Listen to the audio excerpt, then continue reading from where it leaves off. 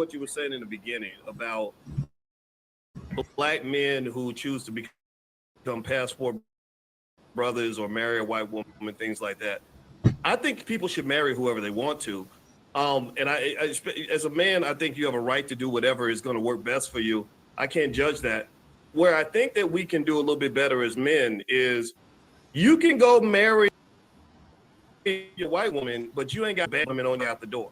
You know, that's the problem. I think that's the thing that I don't like. Like when you would say I married a white woman because black women do this and black women do that. No, the black women you chose did that. You can't pick a good woman, so you're taking it out on the world. Go marry your white woman quietly and live your life. Why does it have to be some sort of white supremacist narrative? Like, I married a white woman because they know how to be feminine. They know how to cook. No, my woman can cook. My woman's feminine. My woman loves me. And I didn't pick women like that. So I think the accountability, man, it just has to be across the board.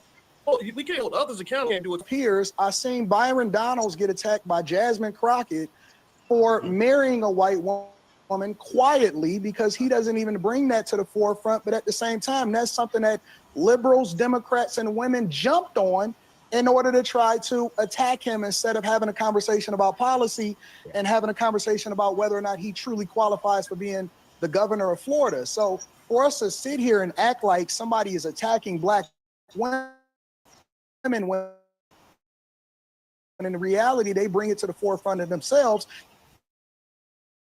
and we're not going to disregard. I don't get offended because I'm not broke.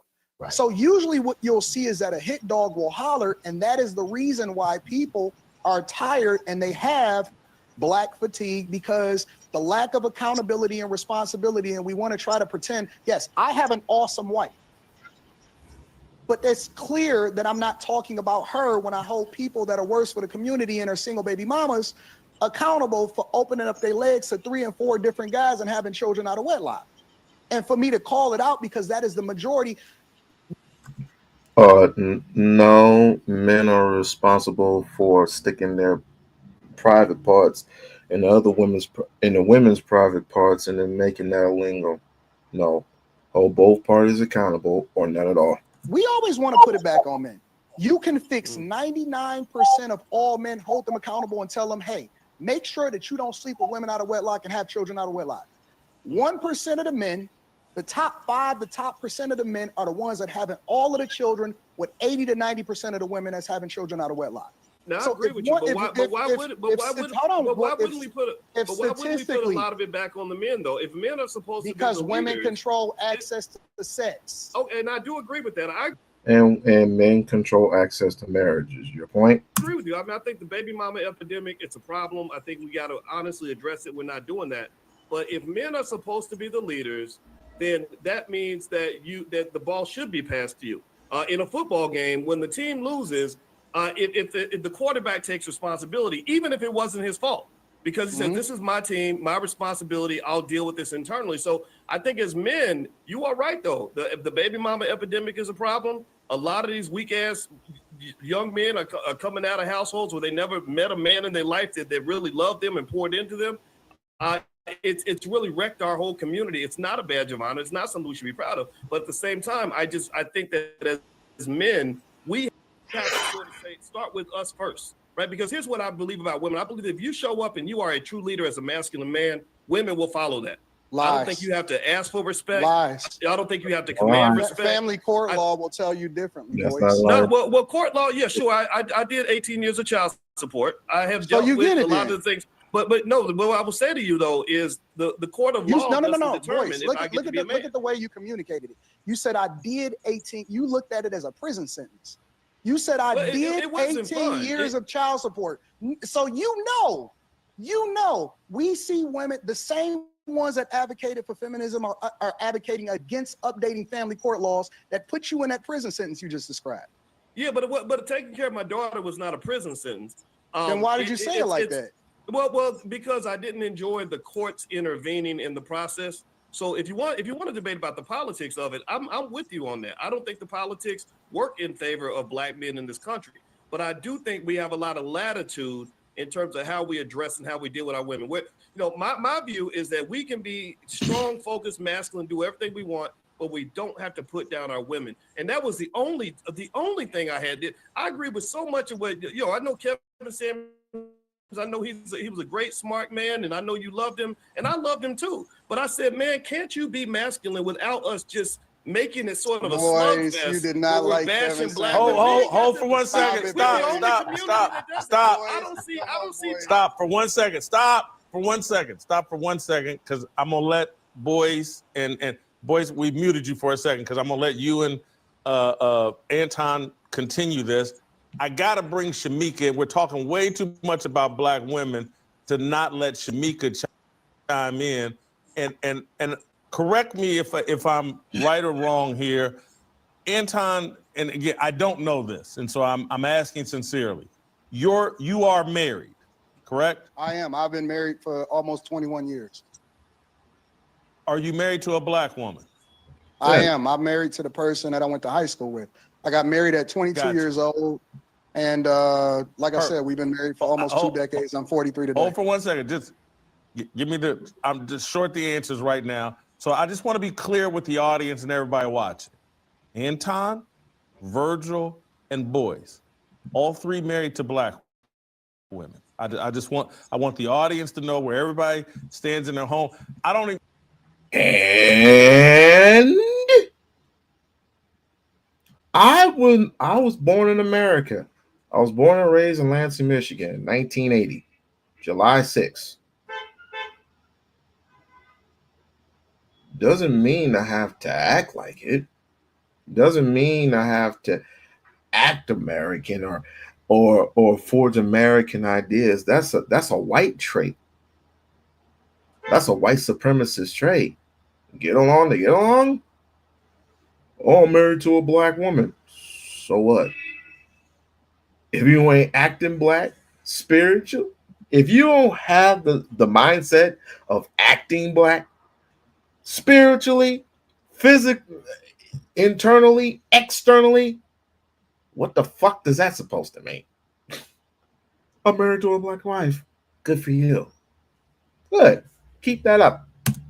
I just want you to know that. I don't want you to read into it. Now, Shamika, as Shamika's divorced from a black man, and everybody knows, I've played in the snow quite a bit. So I just want everybody to know where it's coming from. So I just. Yeah, that's what we both thought.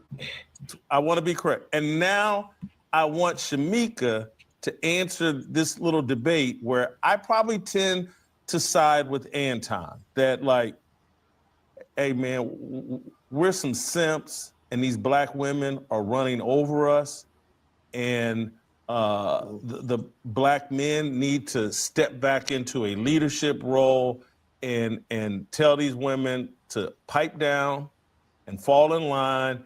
I'm Archie Bunker. There's just no question about it. I'm Archie, but I'm a chauvinist patriarch. And that's what I struggle. And because again, if you've listened to my show and listened to me talk, like the reason I'm not married is because I was like, man, I fell in love with a couple of white women, and I just couldn't pull the trigger because I wanted my kids to look like me, and I thought I was gonna find this magical black woman that checked all the boxes, didn't have no feminists in her family that I needed to argue with, and any of that. And it just never happened. And so it is what it is. Shamika, my question to you is, Boyce is arguing that black women are unfairly criticized and are way too criticized. Anton is arguing that, like, no, we need to criticize these women and get them back in line. And I don't want to put words in Anton's mouth, but that's how I take the gist of his argument. Typical you.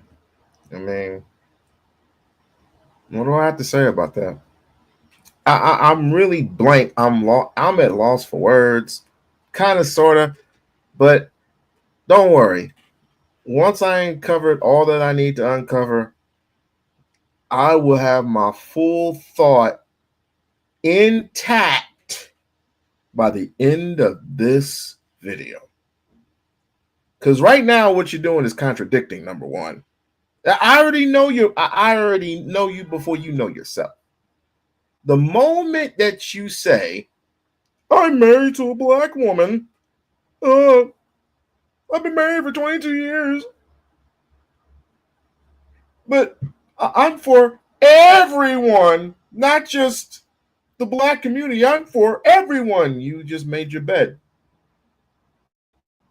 And ain't no pulling back, because we have too many infiltrators in our mix. One infiltrator I can name would be William O'Neill.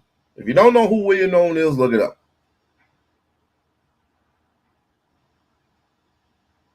Anton and Whitlock are so despicable. Tell me something I don't know. We need more tyranny. Ah, he's only invited like mine. Cool. Of course, because regular people won't talk to him. And let me not discount Stephen A. Smith. His foot is in. I don't like halfway niggas. Let's just make it clear. I don't like halfway niggas. There ain't no such things as halfway crooks. They definitely ain't no such thing as halfway niggas. So if your foot is here, but your foot is over there, if you're a conservative, if you're a liberal, if you're black or you're white, stay your ass over to the opposite side of what you subscribe in the first place. It's just like me being on a Dallas Cowboys team, right? But I got a Philadelphia Eagles shirt on. What? I'll say it again. I'm signed to the Cowboys, to the Dallas Cowboys, but I have a Philadelphia Eagles shirt on. Tell me, does that make any sense? It's a simplified. Does that make any sense at all? In other words, I'm black and I'm white at the same time. I'm your homie. I'm your dog. Woof, woof. No. You stick to one side and stick to one side, stick to the other side. Trust me, I will have all this shit. At the end of the video, you'll know my stance. My real stance, anyway. It's funny how our community is split by who takes up for the Caucasian race and who doesn't. Well, my brain is running 1,000 miles an hour. It is funny how the community splits by who takes up for. They take Anton, for example.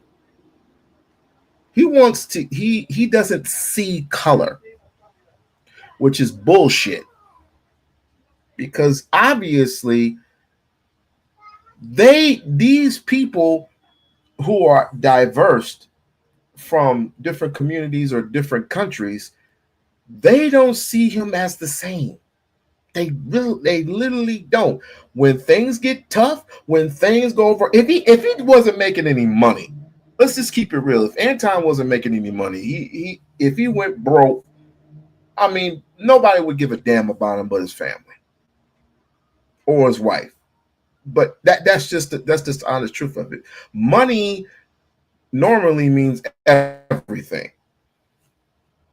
What up? Normally, money means everything. Money resembles power. Take that away. Take the money away. Take the money. Take the fame away. Do you obviously think they would give a damn about you if you had a name, just a name alone?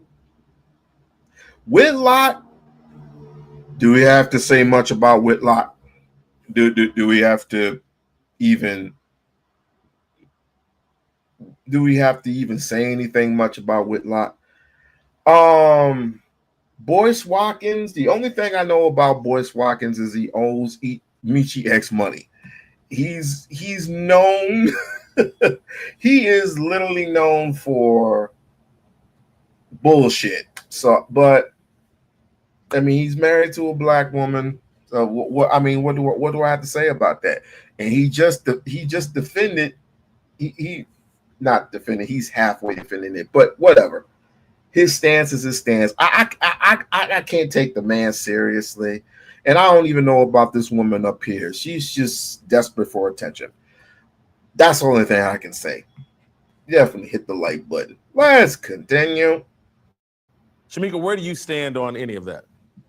Well, first of all, we know that I'll be the only one on this panel that won't have to land my plane, which is fine because I shouldn't be flying one to start with.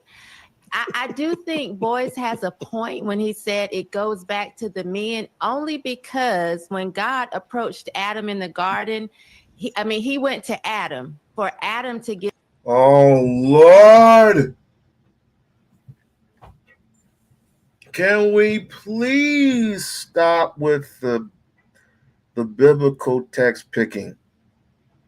Can we please stop with the biblical text picking? People who read the Bible, they're not experts. They're not ordained to be experts. So why would you pick a scripture out the Bible and just critique it like you know you're the I don't. Oh God. Let's just hear what she has to say. Give an account of what happened and what was going on. But I totally agree with Anton when he says they need to be criticized because we have been given this idea that our shit doesn't stink. We think that we get control things and that nothing we do is wrong. I don't think we're being unfairly criticized. I will go back to say that maybe a month ago, I said I was going to stop saying black women and start saying exactly what they are, which is mutts, menacing, unruly, thuggish, and thottish. And that's what we're seeing. These are the type of people that present to us over social media, and we're calling them black women. Typically, they are mostly black, but that's the behavior.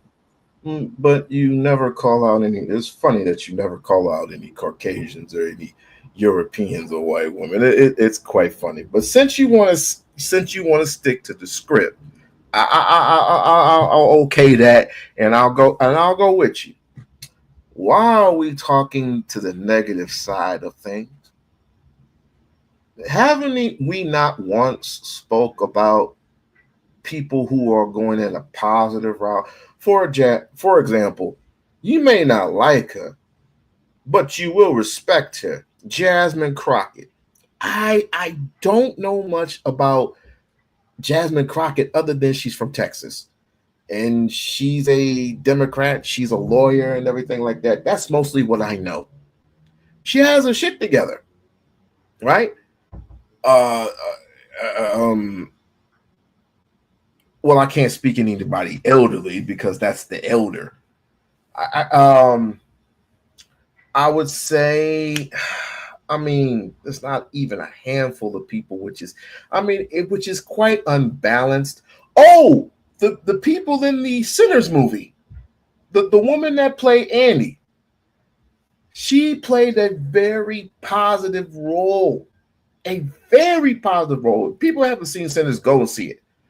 I mean, again, I can name a handful or two of people, and it's quite unbalanced. Well, we need to get back to balance, but you always seem to not only deal with the negative side, you talk about the negative side, but you also criticize those within the side of positivity.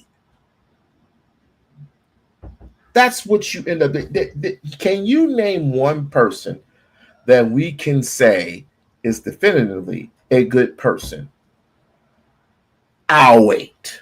Behavior that they exhibit, and it's not because of necessarily their skin color, but because of the way that they act, their behavior, and typically it is black women. I don't think it's an unfair criticism. I'm not offended when people criticize, because I think that's the only way women are going to be able to see it's a problem. The behavior is a problem. If you're constantly told you're a queen, if you're constantly put on a pedestal, if you're constantly told the Black woman is God, then you don't get to see that those actions that are harming us are wrong. We don't look at the demise of the Black family and take any type of responsibility and accountability, and we have to. I don't have a problem with passport bros. I don't have a problem with men saying, I want a woman who can actually Hold up. You disqualified yourself. You just disqualified yourself. You just disqualified yourself, ma'am. You said you don't have a problem with passport hoes, because that's what they are, passport hoes. You go from one end of the spectrum to the other end just to get some coochie. Just to get some coochie. That's all you want. No, it's not about that, We-On-Loc. It's the fact that the Black women over here don't give us no respect. They don't rub our feet. They don't run our bath water. Hey, Bridge. They don't run our bath water. They don't cook. They don't clean. And they talk too much. They don't even give me no lettuce. Let head us. Get it? Never mind. Y'all slow. But we're so tired. We're tired of these women in the United States of America. These Black women. Me. Fuck these Black bitches. I'm going overseas where they cook a good meal and they talk less. Sandwich. No sandwiches. I want sandwiches when I get up in the morning. My breakfast is made. Like women don't make breakfast in the women in the United States don't make breakfast in the morning. Hell, if they don't feel, it's not the fact that they don't feel like doing it. I mean, they do it. It's the simple fact they don't have to do it every day. I don't cook me breakfast every day. She doesn't have to cook me breakfast every day. I cook my own damn breakfast. Lazy ass bastards. But anyway. Yeah, you're disqualified, man. And you know, the funny thing is, I think one of the passport bros realized that the women over there are just as feisty or worse as the women here in America. You are way better off staying here. I mean, hell, you have what, 49, 50 states here in America. Out of all the 50 states, actually 51, after all the 50 states, you couldn't find not one to settle down with. Yikes. Admit and actually be the woman that God created women to be. It's clear women were created for men, not the other way around. And it's clear that we're supposed to be help meets. People always make it one word, but it's two separate words. Help is to support and assist, is to fulfill and satisfy. And as women gotten away from that because people have told us we're shut the boss. The hell up, woman. You just expecting that good old 1939 talk. Good old 1930s, 1920s. Grandma in the kitchen. Wife in the kitchen, scraping and scrubbing those not tomatoes, but that corn. Pass the peas like we used to do. We gonna take that fish that our husbands gave us, and we gonna cut it, gut it, cut it, gut it, cut it, cut it, gut it, cut. Let me stop. We gonna take and we gonna saute in the kitchen in this hot ass stove. That's gas, not electric. And we had gas back then, not electric. Come on up in there, and we gonna do the 1-2 shuffle while we work with these long hot ass sundresses on while it's 100 degrees outside. I said 100 degrees outside. While playing that old Negro spiritual, your wife and your grandmama were in the kitchen and they were cooking and they were cooking and they were stirring the pot and they were stirring the pot and stirring the fucking pot. Hey, hi, stirring the pot and they were cooking in the kitchen and they were making the food and then they were serving it. Oh, I was serving my husbands. We were serving the husbands and they were serving the boys. And by the time the food got pretty warm, pretty hot to them, it was warm to the mother. Why can't we serve the mothers first? Why can't we serve the wives first? I have no problem serving both. None whatsoever. None. It's ridiculous. Charge. We're the leaders. We can wear the pants. We can bring home that we can do this and we can do that to stand toe to toe with men. And I don't have a problem with an educated woman, but we do not stand toe to toe with men. That's unbiblical. It's against God, and that's not why we were created. We were created to help men. But we've gotten to the point where we see men as our simps and our lapdogs and think they're here to help us. I like her. Hold on. Hold for 1 second. Let me add one more thing and then I'm back out. And I want to follow in on Oscar's point about everybody says they've been told they were queens. They've been told this. The thing that's always struck at me, and I'm talking about since I was very young. Oh, fine. Why don't we get some of these gay boys to serve you then? They'll serve you with gladness.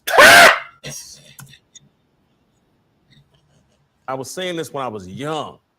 Oh, you just can't handle a strong black woman. You just don't want to be challenged. You just can't, and I would say, Jason, shut your fat ass up. When was the last time you ever seen a black vagina, you raggedy mother? Let me not start. I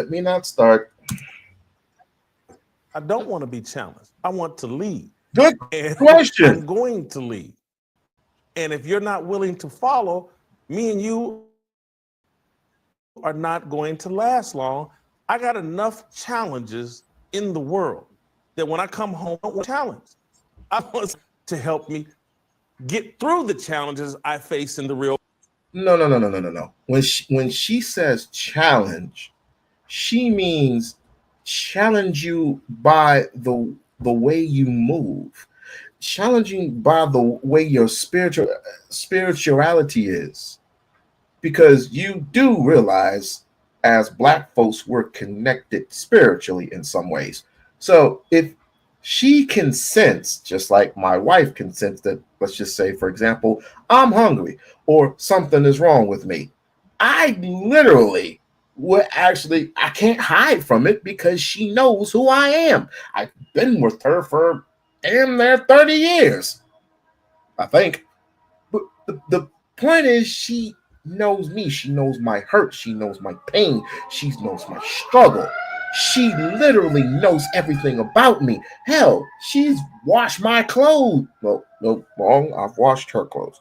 But she's literally has given me joy when she sees there's pain. That's what black people do. That's what black women do.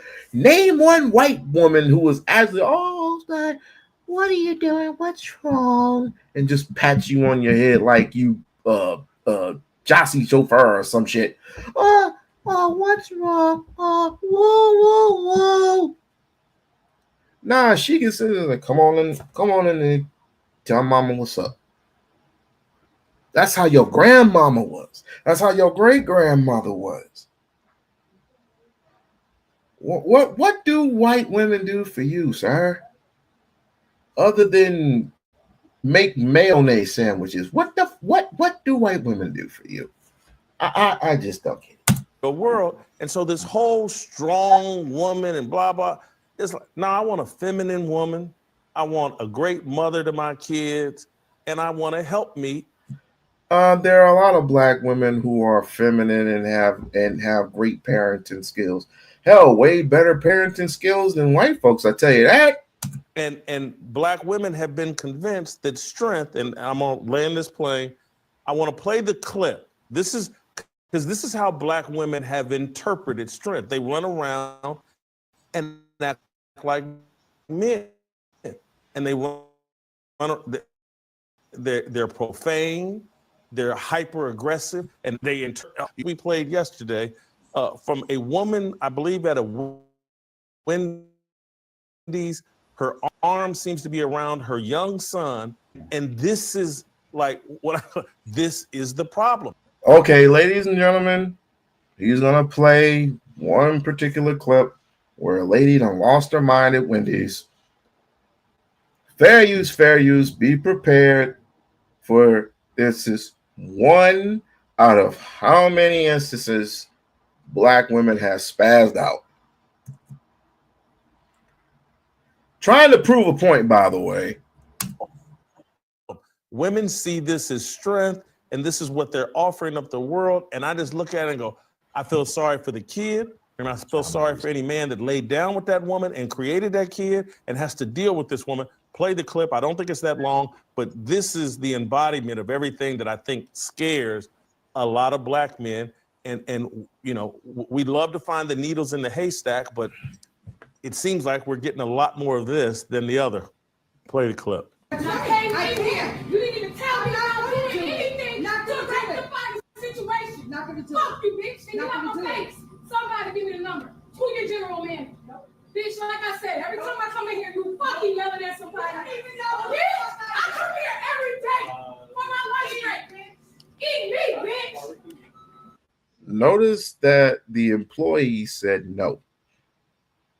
When they ask for the number, you're supposed to give them the number. This is the results. You can say that shit walking away.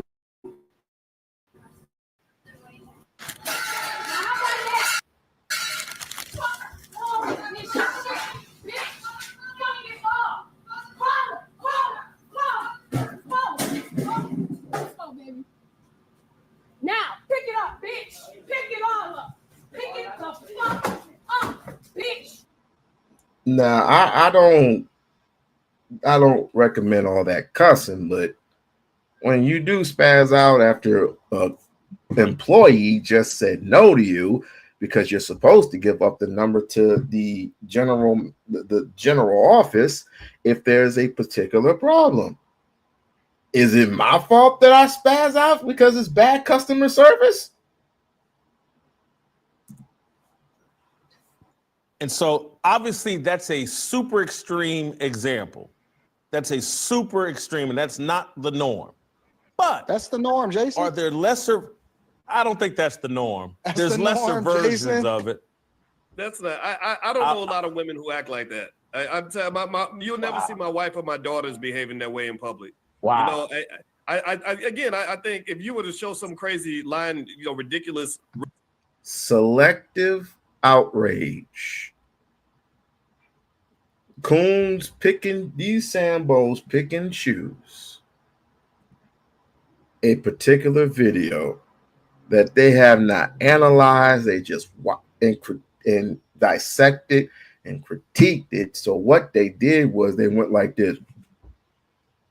You see. Again, let's analyze the video. Obviously, there was a problem. If I have to come into the store, it's a waste of my time. I wasted at least, I only have let's just say 30 minutes of lunchtime, right? 30 minutes lunch, and I go through the drive-through, and depending on how long the drive-through is, which certain places is not long at all, I go in, I order my food. I'm expecting at least 2, maybe 3 minutes. Boom, bang, bang. Everything that I ordered, including napkins, straw, ketchup, packets, whatever, in the bag, along with my food that I ordered, then I'm gone. If I have to look in that bag, and Negroes never check till you leave. You never check till you leave. I'm in that drive-thru. I'm going like this. Is everything in here? Is everything in here? I open up the sandwich, see if what I ordered is correct. If it's not correct, then I have to park my car and literally waste my time going inside to have them correct something that they should have had done correctly in the first place. Is it my fault that if I have these issues every single day, because I may like Wendy's, I may like Burger King, which I don't, I may like McDonald's. McDonald's, they have 2 drive-thrus. 2. And if I have to go into one of them and my order is wrong, and if I have to park my car and waste another 5 minutes of you getting in my face and telling me I don't deserve the number to the general office? Get out of here. Hell yeah, I'm spazzing out. I ain't gonna cuss in front of the child, but hell yeah, I'm spazzing out. Redneck, on TV, most white people wouldn't identify with him either. I don't think any of us have to even answer for that behavior, because the most extreme behavior is what gets captured in the media, and they do that same thing to men. Look at what some of these male rappers are doing, just embarrassing black men everywhere, making us look stupid. So I personally think we have to know the difference between the true human beings that are really leading the community versus these cartoon characters that people love to put on television. That is the norm. Anton, go ahead. Well, first of all, why do we keep on comparing? Like, we keep trying to justify our bad behavior by comparing it to white people. Western culture is cooked. White women are no better. They are whores. They sleep around. If you go to any college campus, they are more promiscuous than any women that's on campus. And more importantly, you have more white people on social services than any other demographic. So we need to kill this whole narrative and think that just because we compare ourselves to a group of people that are slightly above us socioeconomic status as far as how they perform as a group, then that now justifies the fact that we need to be able to do what it is that we need to do. That is the norm. And it is normal for us to have certain conversations. If you want to see a truly racist person, go to some of these black households and see how they talk when they by themselves without the cameras on. If you want to see some people go out and twerk, it's not hard to go out there and find some people twerking with their pajamas still on that they're gonna get back in bed with. That is not something that is new. All of us have seen it. This is not a rare sighting. This is not Bigfoot in the woods. If you go to Walmart right now, you can probably find both a white woman. Okay. I'm gonna ask a question to all the ladies that's in the chat. As a matter of fact, do y'all have an issue? I'm gonna ask all of you. Put a 1 in the chat if any of you have an issue with when you go to the store, the gas station, or whatever, and it's possibly late in the afternoon or late at night, or sometime early in the morning, like 1 or 2 o'clock in the morning, which stores are closed by then. If there are no 24-hour stores anymore, let's just say 11 o'clock. Do you have a problem with women, the average woman, wearing a bonnet or wearing like pajama SpongeBob pants, which I have not seen? I've seen bonnets, but I have not seen pajama. Regardless, do you have a problem with people wearing bonnets or pajama pants? late at night. Put a 1 in the chat. Put a 2 in the chat if you don't have a problem with it. I don't have a problem with it. It doesn't bother me. It doesn't bother me at all. I go to the store. It's a bonnet and pajama pants. It's not going to stop me from shopping. I might look. I might stop and stare, but I'm just going to continue shopping. It's not going to stop me from putting gas in my car. It's not going to stop me at all. I'm literally minding my own business. If I see you with a bonnet on, big deal. It's selective outrage. Selective. This is what these people are suffering from. Selective outrage. In her pajamas with SpongeBob on them, and they dirty at the bottom, and you can find a black woman with a bonnet on. And more importantly, if you go to our local schools, because it starts with the parents, it's not the teachers. The teachers are not miseducating our children. It's the parents. If you go to the schools, I guarantee you that if you hold any one of their little munchkins accountable, because if you look at that video, her son was right there. He's going to be a son husband when he grow up. If you go to any of the schools and you hold their kid accountable, you will see that exact same persona coming up to the school to cuss the teacher out. Yeah. That's not new. This is regular. Virgil, go ahead. Virgil. Yeah. I don't. Hold for 1 second. Hold for 1 second, Virgil. Anton's camera has frozen up. We can hear him crystal clear. I don't know if we can correct I'll that. switch it up. Now go ahead. I agree with Anton that's more normative behavior than not. I live here in Atlanta. I'm out at the grocery store. I'm out at the mall. I'm out wherever you go, whether you're doctor's office, whether you're flying out of the country or around the states at the airport. That's the behavior you're seeing. And what this really is this is no. Again, I'll address it. No, I don't have a problem with it. It's not going to stop me from getting some canned goods. A couple of Pepsi Zeros, some lunch, some turkey meat, some bread, some chips, some wing dings, some cupcakes. I'm out. 95,000, son. I'm out.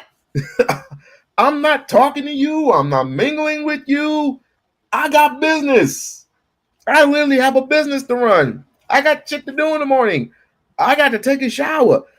I got to wash my ass. I got to drop my kids off at school. I got to pick them up. I literally do not have time. So it doesn't bother me. It doesn't bother me at all. I might say, hey, what's happening? She's like, what's up? Well, big deal. I'm not the type of these Negroes that say, you need to go back home and get some clothes on. You need to go back home and get some clothes on. Also, I'm supposed to, let me see.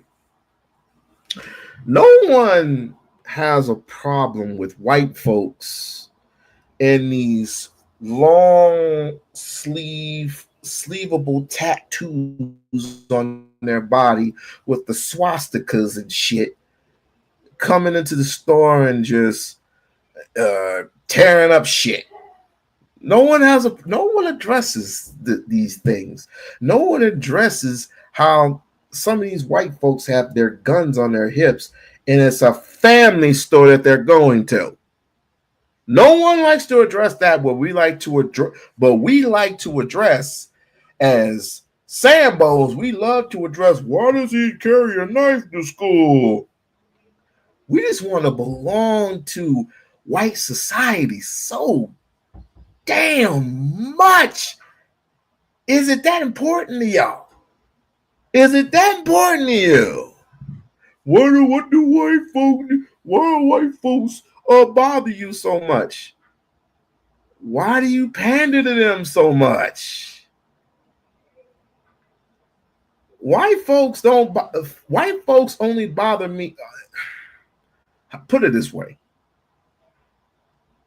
Sometimes I cringe whenever I see certain white people that don't appeal to the positive eyes perspective, and it makes me want to reach in my back pocket and grab something that, I mean, even though I don't carry anything with me, if I had a knife, I would just grab it and hold on to it.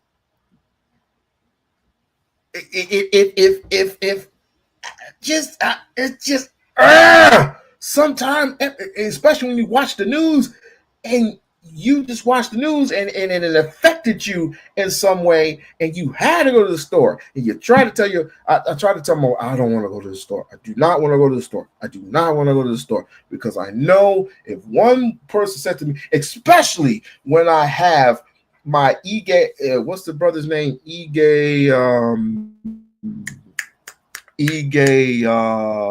Terrio shirt for the dude from Africa. When I have his shirt on, and people want to ask me dumbass questions, especially when I have my Nat Turner sweater on and it's cold outside, and people stop to ask me stupid ass questions. Is Nat Turner a gun club? I go, yeah, it's a gun club, all right. And you're definitely invited. Certain people know not to speak to me. Again, okay, the rules of engagement is, if you are black, you don't have to necessarily engage with white people. You do not have to do that. You have to be cordial. You have to be respectful until respect is taken away. It's a simple, hi, how you doing? Mind your own fucking business. Goodbye. It's as simple as that. Certain people, if I don't know you, I'm not going to hold conversations, because these particular conversations go all the way to left. For example, I'm on Mahogany Roots. Shout out to Mahogany Roots. I was on Mahogany Roots' live the other night, and I was like, shouts out to all the mothers in the world. Happy Mother's Day. Happy belated Mother's Day. And this white boy gonna come up. Why are the black queens? Why not? Where are these white queens? Where are the white queens? Where are the Asian queens? I go, ugh. And I can't do the Umar thing anymore. I can't. Black queens forever, snow, but I can't say that 3 times in a row like he can. I can't do it. I can't do it. He's a professional at it. I can't do that. I can only say it one time.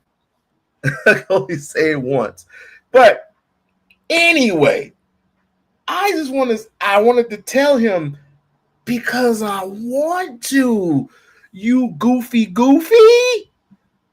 But I was being nice. I said, that's just the way it is. I love my black queens. You know, there's nothing wrong with white people. There's nothing wrong with the white. I don't want to get into that conversation. I didn't want to get into that conversation with him, because it might offend some people, just like it offended some people that was up on my live 2 weeks ago when I mentioned Nick Fuentes. People don't realize he's the one that started all this. I don't like being around black people. The black people I like to be around are the good boys. You know, the patting of the head, the good old boys. If you ever seen Roots, Kunta Kinte, when he got older, he was being patted on. Who played the older Kunta Kinte? It was John Amos. It was John Amos for Good Times, and he was being patted on the head. Good boy. That's what Nick Fuentes likes. He likes the good boys. He don't like the smart and intelligent ones. He don't like the very conservative or liberals or whatever you call them. He don't like the particular ones that like to defend themselves. He doesn't like that. Come on now. You got to go by the law. Your constitutions are for you, sir. No, they're not. Let me stop ranting. Like, share, subscribe to the channel. Child abuse. This is abuse of a child.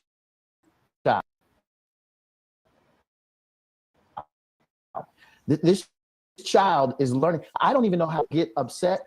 They begin to shake and their nerves kind of. She was calm enough to keep her arm around the baby and still push all of that and say all that crazy nonsense while having her arm. So she's training him that this is the manner in which he now needs to grow up in. So she's basically training him to eventually be in jail. That's where you'll end up seeing this young man if someone doesn't. We're going to the extremes. First and foremost, again, I wouldn't cuss too much. I wouldn't cuss too much around my child. Just if I have to go back into the restaurant, and if you give me any lip, I'm gonna say what I got to say. But despite of all this, if I have my son or my daughter with me, I'm going to teach them first and foremost, if you don't have to do things like this, then I advise you not to do things like this. You don't have to go in and cussing out everybody. You don't have to say the MF word or the F word. Just let them know, just cuss them out without cussing, if that makes any sense. Other than that, they're going to get my order right. Or you're going to give me my money back. It's as simple as that. Either get my order right or give me my money back. These fools take it way up to the extreme. Oh, he's going to end up in jail because he's with the single mother. My mom raised me for over 14 years, and I've came out fine. I'm married, 2 kids, got to get a better job, but hey, I'm here. I mean, God has blessed me with so much. I don't think God has to bless me with another thing. Now God does bless me with something else. If he opens another door for me, I am humble. I am internally grateful, right? Some of y'all got a problem. Some of y'all got a problem with all this judgmental shit going on in your lives. You just want to see white. Did I say that right? Or did I say that wrong? You want maybe I'll be more clearer. You want to see how do I put it? Yeah, ain't no other way to put it but white privilege. You want to get along to get along. Where are those community centers that you used to have back in those days? Well, not only did we play basketball or play baseball with one another, but we had what was called free one, teach one, or is it teach one, free one, teach one? I think that's what that was called. Free one, teach one. In other words, if you were an adult and you didn't know how to read, you can come into that program and you can read for free. We can help you read for free. Education is supposed to be free. It's free in Africa. Hell, it's free in Cuba. Education is free in Cuba. Not so much in the United States. Intervene, because he'll know that if he has an issue or a challenge, that the kind of disruptive, violent behavior that she displayed was normative. And unfortunately, Anton is correct. You see this more times than not. You see it in the cultural aspect of the marijuana smoke that you smell when you're going through the city. You can go to a mall. You can go to a grocery store and walk the aisles, and people are high all the time, constantly on marijuana. And again, I know that's supposed to subdue the. When chat, I want the name of the grocery store that this so-called brother is talking about. where they are smoking weed in the store. I want to know the location. I want to know what city, so I could actually go to that store, look that guy in the eye, and say, "Pass it," so I can smoke it with you, bro. Shit, so I can smoke that shit with you, bro. Man, going down the aisle, you playing Zap? Boom, boom, boom. Oh, let me get these peas. I'll cook these peas. Boom, boom, boom, boom, boom, boom, boom, boom, boom. This is a good shit. Woo! Point me to that store, please. Them and calm them and all of that. I get all of that. But what I'm saying is it's the kind of behavior, it's the behavioral pattern that is far more normal than the vast majority of us want to admit. All that video did see the problems. Well, that's not going to change. You're not going to fix this current generation of people. The boomers ruined it. The millennials came right behind them and capitalized off of it, and they sold their own communities out. We sold drugs to the people in our communities. We championed the worst thing. Sold drugs in our communities? How were we able to get them? How were we able to get the drugs in the communities in the first place? We don't own no planes. We don't own no ships. We didn't fly or float that shit that came from Quan or Taiwan.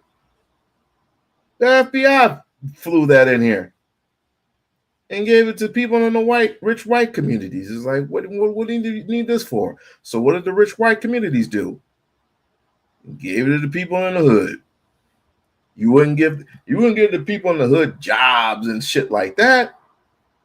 No board of education, nothing like that. So, and the guns. So what were you able to do? Give the drugs to the people in our communities. And it became an epidemic from there. You helped white folks helped play a part of selling our kids for crack cocaine. They played a major part, as a matter of fact. We just ran along with it, as sad as it was. This is how hip hop was born. This is how hip hop came to be.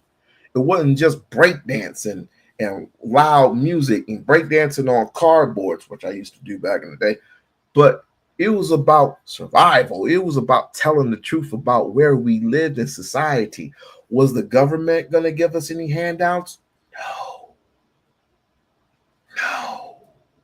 Hell, they're the ones that orchestrated the shit.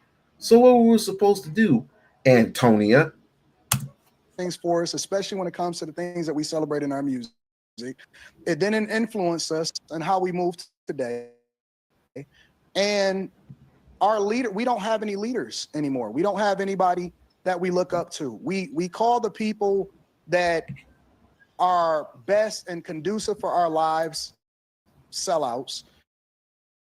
And we champion Future and Nick Cannon. And so when we really start to have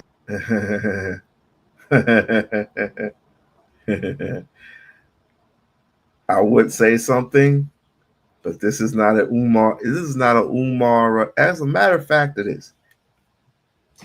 So I'm just gonna say this, because I'm not gonna give a whole dialogue of how I feel about this cat. Needless to say, you've been challenging Umar for years now. I believe it was Dr. John Henry Clark that said, I challenge my equals. I challenge my equals. And I forgot what else he said. You are not equal to Umar. You can't debate Umar. You never would debate. You never will debate Umar. And you will never win. You will never win a debate with Umar. You just won't. So I don't even know. You can't even win it. Anti cannot even win a debate with a woman.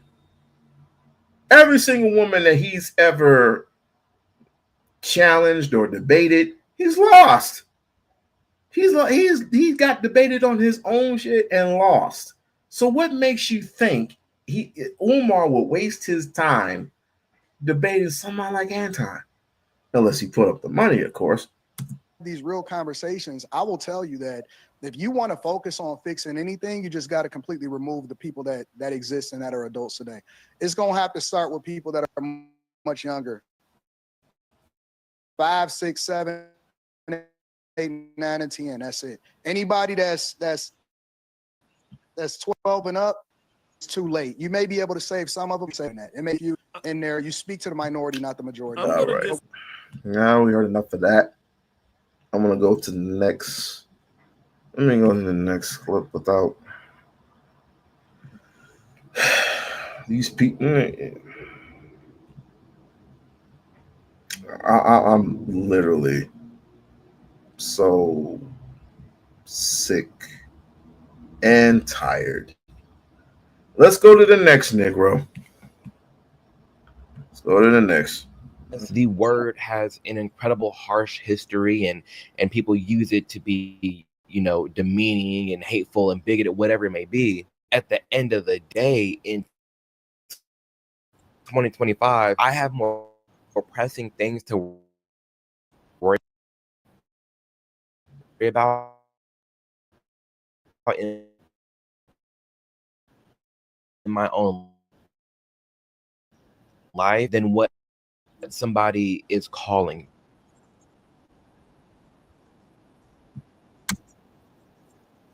Online, on this channel, to me on Instagram, I genuinely do not care because you have nothing to do with me. In fact, it's word bad for you, that pitiful, and like you're that weak and just stupid, you know? But adding to that, in the United States, at least, in this realm of free speech, what is hateful speech? And yes, hateful speech exists, like throwing out the hard R at someone, whatever it may be, but people can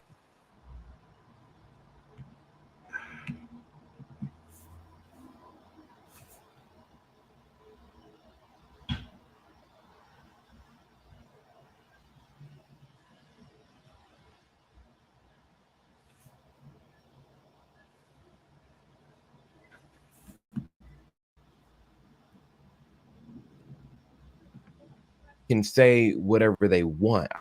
I don't care what someone says, because again, you have to lend the word the power. You have to lend that person the power. You cannot allow yourself to be emotionally manipulated by people you don't even know. Laugh in their face, bro. That don't. But regardless, in this video, we're going to be discussing all things: the N-word, hard R, soft A, this Shiloh Hendrick person, and much, much more. So if you like this kind of content, be sure to subscribe. Did you call the child the word? It is my own business. You call him. Okay, why don't you have the balls to say it right now again? Okay. All right, that's what you say. Nobody digging to you. A little kid just did. You don't. A little kid, you call him the little child?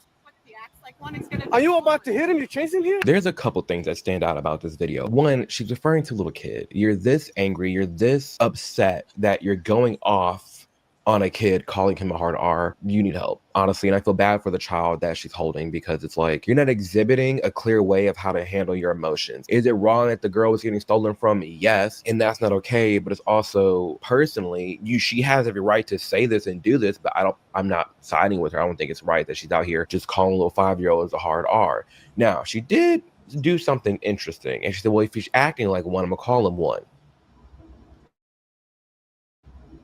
I haven't met the person, but what I do know is about 3, 4, 5 videos back, we talked about the difference between, you know, a regular black person and then a hard R.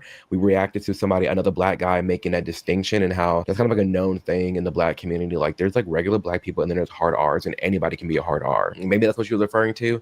I don't know, but regardless, what Shiloh did was wrong, but I'm not gonna say that Shiloh should be getting in trouble or should be facing death threats or this, that, and whatever. Like, that's silly to me. It is. So after that video got posted, Charlotte ended up getting doxxed and a lot of hate mail, hate messages, families' info getting leaked, address getting leaked, the whole nine. So Charlotte went to Give, Send, Go to raise money for, you know, support and security. It's a little extra, but like I get it in the sense of like you have the freedom to raise money. So let's get into this Give, Send, Go because there's a lot to really get into. So she started this Give, Send, Go to help protect the family. Now, nearly $750,000 has been raised in this Give, Send, Go, which is wild.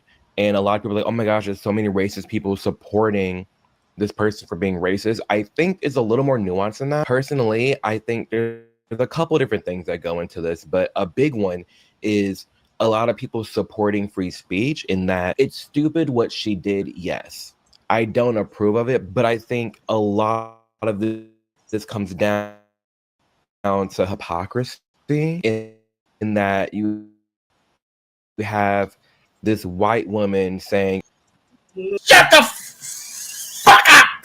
Ugh. Damn it! God!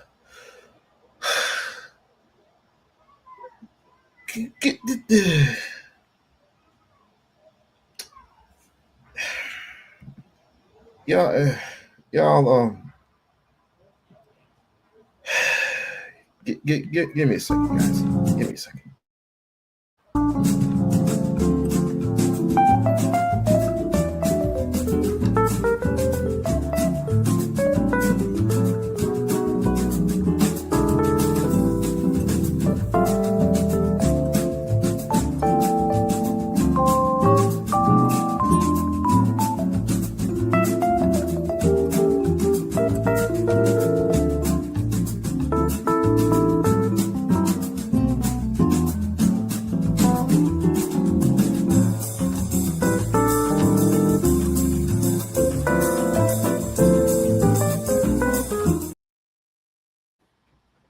Unbelievably fed up with. Oh, okay. I am back. I am back, and I am okay. The ghetto ratchet behavior, But entitlement, victimhood, that they want to praise this woman. But what she did is not praiseworthy. But also on the same hand, but remember, needless to say, this Negro just made my teeth just click. Like I just every time he spoke, he just spoke about that lisp. Like, stop it! Just literally, just stop it. Just stop. And what you said, you was just flipping back and forth. You was just flipping back and forth, and I can't stand niggas like that. Here goes another one, but I'm gonna be fair. I have no issues with my people's. The sin it's a whole entirely different issue. Here we go. And I kept seeing these tweets going viral on Twitter where everybody was talking about black fatigue. And I'm like, what are they talking about? And I'm like, well, I'm black and I'm fatigued and I'm tired all the time. And maybe it's because I refuse to drink coffee too often, but my matcha gets the job done. So I thought it had to do with that. But gosh, I have to be honest, the kid was 5. I have worked with 5-year-olds for the last 15 years. Absolutely everything they do is out of pocket. They're like little unhinged drunk people. Nothing they do makes 5-year-old is capable of rifling through somebody's bag and taking things that don't belong to them. Ask any kindergarten teacher. Realize why so many people are wanting to defend this, because fatigue, I think society there, we are just so unbelievably fed up with the ghetto ratchet behavior, entitlement that they want this woman, what is not praiseworthy. But also on the same hand, please remember that every day that us white people get on this app, we get called racial slurs every all day. So if you don't call a slur, you also have to stop calling people. Please leave the children out of So it. we Adults are just randomly just pick white people out the blue and start calling, "Hey, cracker, how you doing?" We randomly do that. That's what we do. Hey, redneck. We just randomly pick. We select the people that we want to select, right? And just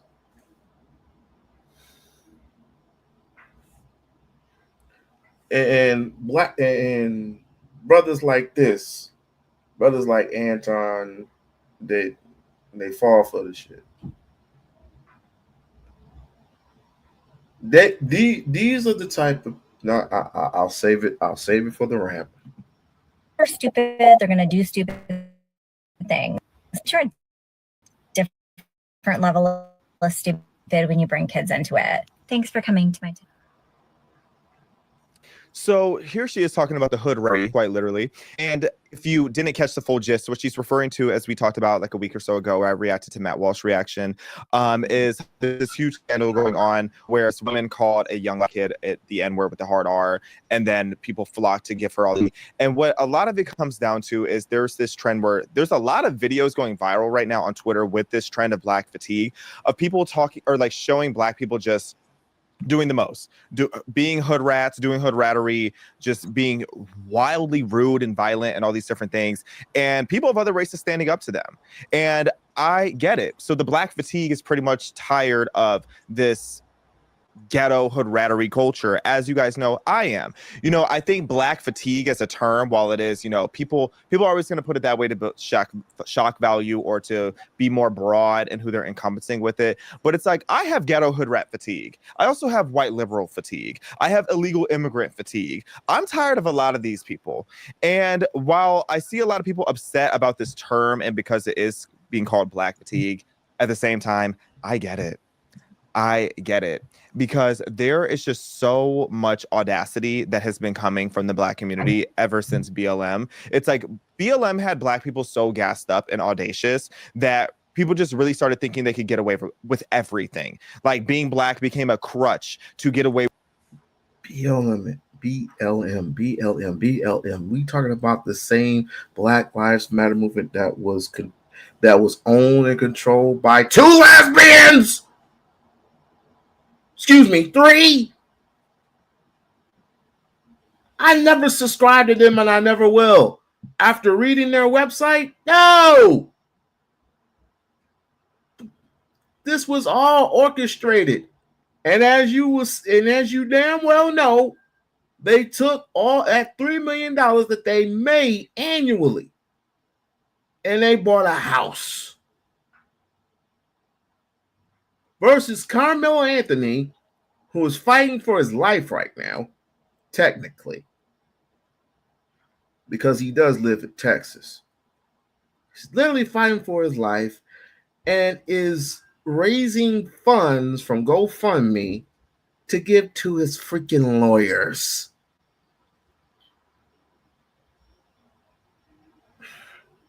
Selective outrage. With the worst possible behaviors and the rudest personality traits that any other demographic, if they did, that people would be absolutely disgusted by. And I stand behind the expression that I said before, how racism is laziness. I feel like when you are racist, it's because you are too lazy to analyze people for their individualistic characteristics. So you feel the need to just group everybody together. But even the most active, not lazy people in the world get tired. People get tired when they constantly see this kind of behavior coming from the Black community at a disproportionate amount. So I hate to do this, Bridge. I really hate to do this. But these Negroes, again, I get shut it, up, and I see how. Shut up. I hate to do this.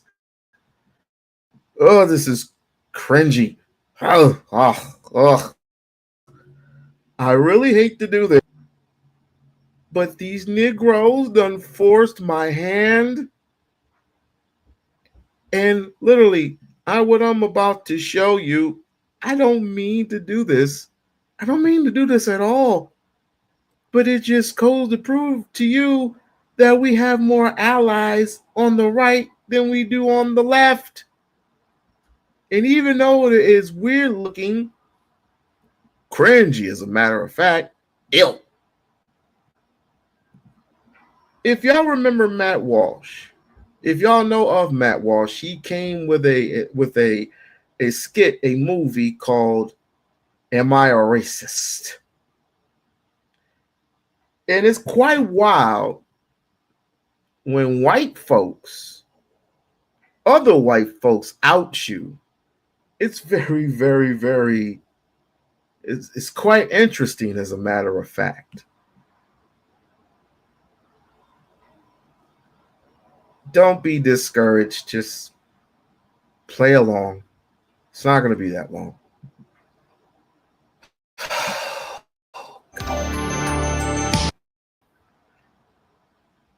There you go. Omar said he can't leave his residence, and he and his family have received death threats. Do you think Matt's gonna talk about that? Do you think so? People like Matt Walsh are going to want to bring this up. People like Matt Walsh's defenders are going to want to bring this up because it helps in their eyes. It helps them to bring up these charges, by the way, that, as we see here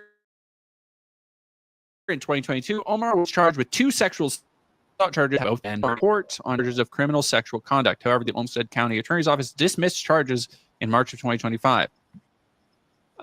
Court documents state the case was dismissed in the interest of justice. Republican state delegate and precinct chair Sarah Fields tweeted identifying the man as Shamak Bilal Omar. Quote, many are calling him a pedo due to an older case where he was accused of assaulting a 16-year-old. However, according to court documents, the accusations were dropped. He was cleared of all allegations. He has several children and was allowing them to play at the park when the incident occurred.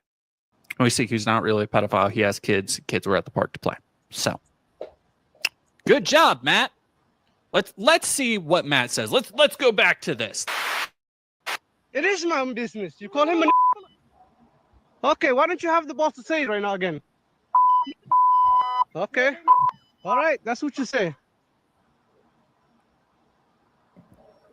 That woman is now 600,000, over 600,000. Let's see what it's at. Oh, sorry. I've been talking at 600. $724,000, $724,000, $724,000. 20 minutes ago, monkeys go back to Africa. I want you to keep. I'm reading through some of these. Monkeys go back to Africa again. Nick Digger. This is from the tweets from when she was collecting all that money. And people were tweeting on that particular site, nigga, go home, blah, blah, blah, blah, blah. This is where this dude is reading it from. Sure. I wanted to read through some of the names being shown here because these are things that have been already talked about. Matt Walsh knows these are the people in the same line defending him. If you go into the comments on Matt Walsh's tweets defending Shiloh on social media, you will see a fucking Klan rally in replies. He knows exactly what he's doing. And he is going to tiptoe his little fish-faced ass around this. Slimy mini waving little fish face. I don't know what happened. Slimy little in the same line defending him. If you go into the comments on Matt Walsh's slimy little fish face, that was hilarious. Tweets defending Shiloh on social media, you'll see a fucking Klan rally in the replies. Oh no, he did not mention the Klan. Oh no, he didn't. He's aware of this. He knows exactly what he's doing. And he's going to tiptoe his slimy little fish-faced ass around this to make it seem like I just think the cancel culture mob needs to, this is a lesson against the left, and you never back down. And see, I of course don't agree with it. You can clearly see by the way that she is defined word is to her that this is not a one-off occurrence, that this is a con. Like you saw, for example, Matt Walsh saying, trying to depict this, already trying to lay the groundwork, subconsciously for his audience, I'm sure, that, oh, this is just a moment of anger, and this woman was just outraged. Bull fucking shit, Matt. In a moment of anger, you call somebody a bitch. You might call them a see you next Tuesday, right? Whomst among us in a moment of anger. It is quite sad when another one of your colleagues start roasting you in many ways, in 3 different ways this Sunday. It is quite sad. And he's probably from the LGBTQ that community. It's sad when when homeboy roasting your ass, roasting white supremacy's ass. Literally has not said something that was maybe a little bit too harsh. Now maybe you regret just a little bit. You know what I've never in my entire fucking life said? Racial slur, Matt. I then said, oh yeah, if person's gonna act like insert racial slur, I'm gonna call him a racial slur. You wanna know why? Because that she thinks a racial slur is good enough definition for somebody's behavior means that she already sees people in that way. She had the foundation of being a fucking racist before she into the are supporting her on Give, Send, Go. Because they see it as a outlet for them to also be racist out in the open, free of any. And it's because of like Matt Walsh that we're going to see this continuing to happen. And here's another disturbing detail. The Somali man behind the camera was charged of years ago with sexually assaulting a minor. Quote, many are calling him a pedo due to an older case where he was accused of assaulting a 7-year-old. However, according to court documents, the accusations were dropped and he was cleared of all allegations. Now, Omar, who was previously charged with sexually assaulting a minor, is at a playground with his camera out filming. So make of all that you will. Make of all, as other news outlets have reported. Make of that what you will. Again, I don't want anybody playing this whole thing, so nobody thinks I'm trying to skip over this, where he is very obviously, from the words he is choosing to use, trying to implant in his audience's mind in service of racial invective. That's what all this is for, by the way. This is also people will go repeat this garbage and make excuses for a woman who just wanted to say slurs to children. Okay, so she's a danger to children. She shouldn't be allowed at playgrounds. She shouldn't be allowed at playgrounds, not the guy that was charged with sexually assaulting a minor. Again, not actually charged. The charges were dismissed. Well, let's just say, for the sake of argument, that you find a laptop sitting on the side of the road with child porn on it. Is it morally wrong to go and interact with that? These are words that have come out of your mouth, Matthew Walshathy. Now, there are many other videos of people hoping that she would be found and physically assaulted or killed. Some were even threatening.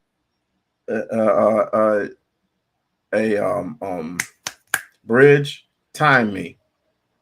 Give me 60 seconds because I don't want to play. Give me 60 seconds because this even though he's saying the right thing, this is kind of yeah. So violence against her baby that you can see in the video. Here's one example. He said, hey, TikTok, I just got a real quick question. So we all know what happened with Shiloh Hendricks and how she got all this money, right? All the wrong reasons. But you know what? It is what it is at this point, right? So I'm just sitting here thinking, what about the baby? What about the baby? Because technically that baby is going to grow up and be part of the Triple K. That baby might grow up. See, again, some fucking TikTok goofball talking about how the baby might grow up to be Mega Hitler. And this is the argument that Matt Walsh is wrangling. Yeah, no, he's treating this as a genuine threat to the baby. Of course he does. Of course he does. But since unfortunately CPS is not going to be able to do nothing, what should we do? I think you guys should let me know in the comments, because part of my thinking was start a GoFundMe, you know, raise about $1 million, go slap the hell out that baby, make that baby brainless or something for a while. At least you still get to live.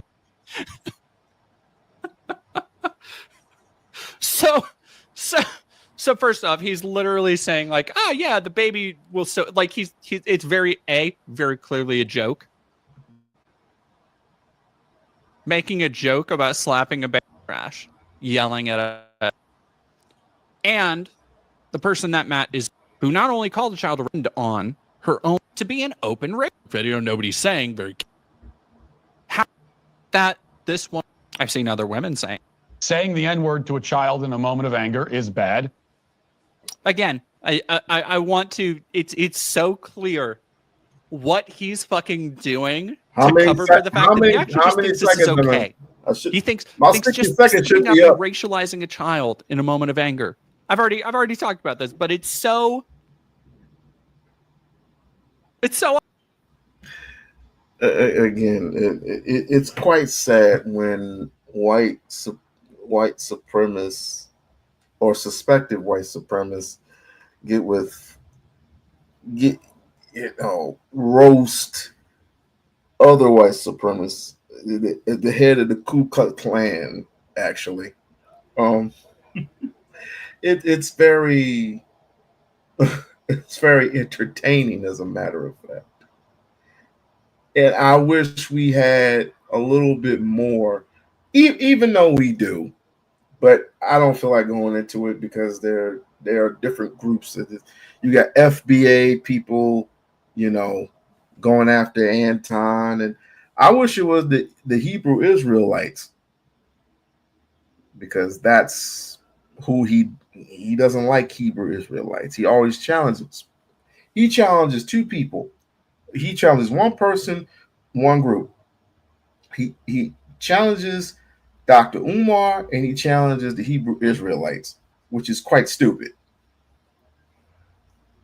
If the Hebrew Israelites, as much as there are a lot of them out there, as a matter of fact, I'll show you. Because Anton thinks he's slick. Anton Daniels. He just thinks he's so slick.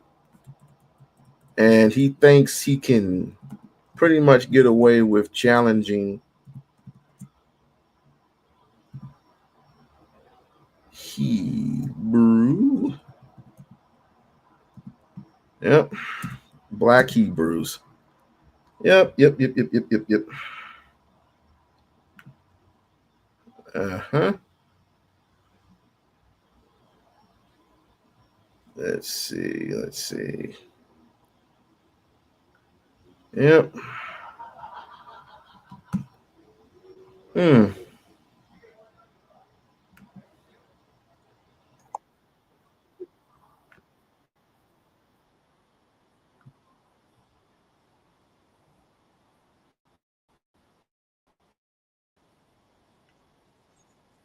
God, tell me what it is that I need to say in order to be exactly what you want me to be, so I can give the people what they need in order to be successful. And whether they take it or not, that's on them.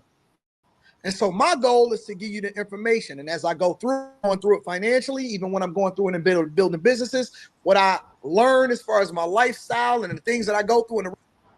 That's the wrong one. That's the wrong one. Realize that's what that only cares about. Okay. I think this is it. All praise. Will quote Bible verses and say certain things from the Bible to try and explain to himself why he can be rich now. No, that's not it. Maybe I did pass it. Let me see. I think I did pass it. Let's see. I know when he's talking to Charleston White about the Hebrew Israelites, he goes off. He really does go off. Let's see.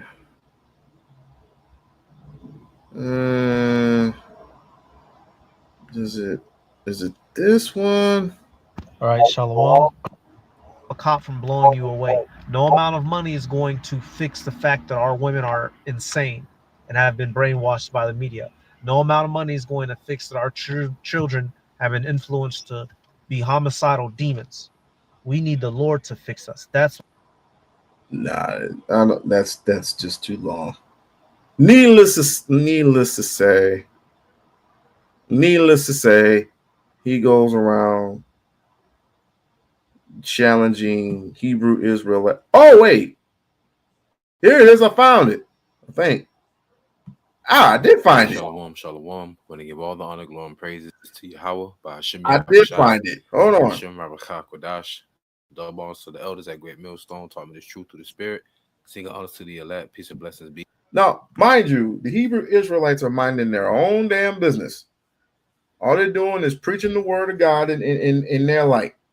And here come Anton thinking that he know everything because he read one or two scriptures. Out of the 66 books of the Bible, he read 2 scriptures. And so these brothers out here, they minding their own business. They ain't bothering nobody, just spreading the word of God. Here come this dude. Be to all the censored men, women, and children. Lights over there, messing up the vibes everywhere. What's going on is Anton from AntonDaniels.com. I appreciate you guys for continuing to rock with me. Rita is over there doing her thing. We chilling, we having a good time. I'm out here in Miami as usual.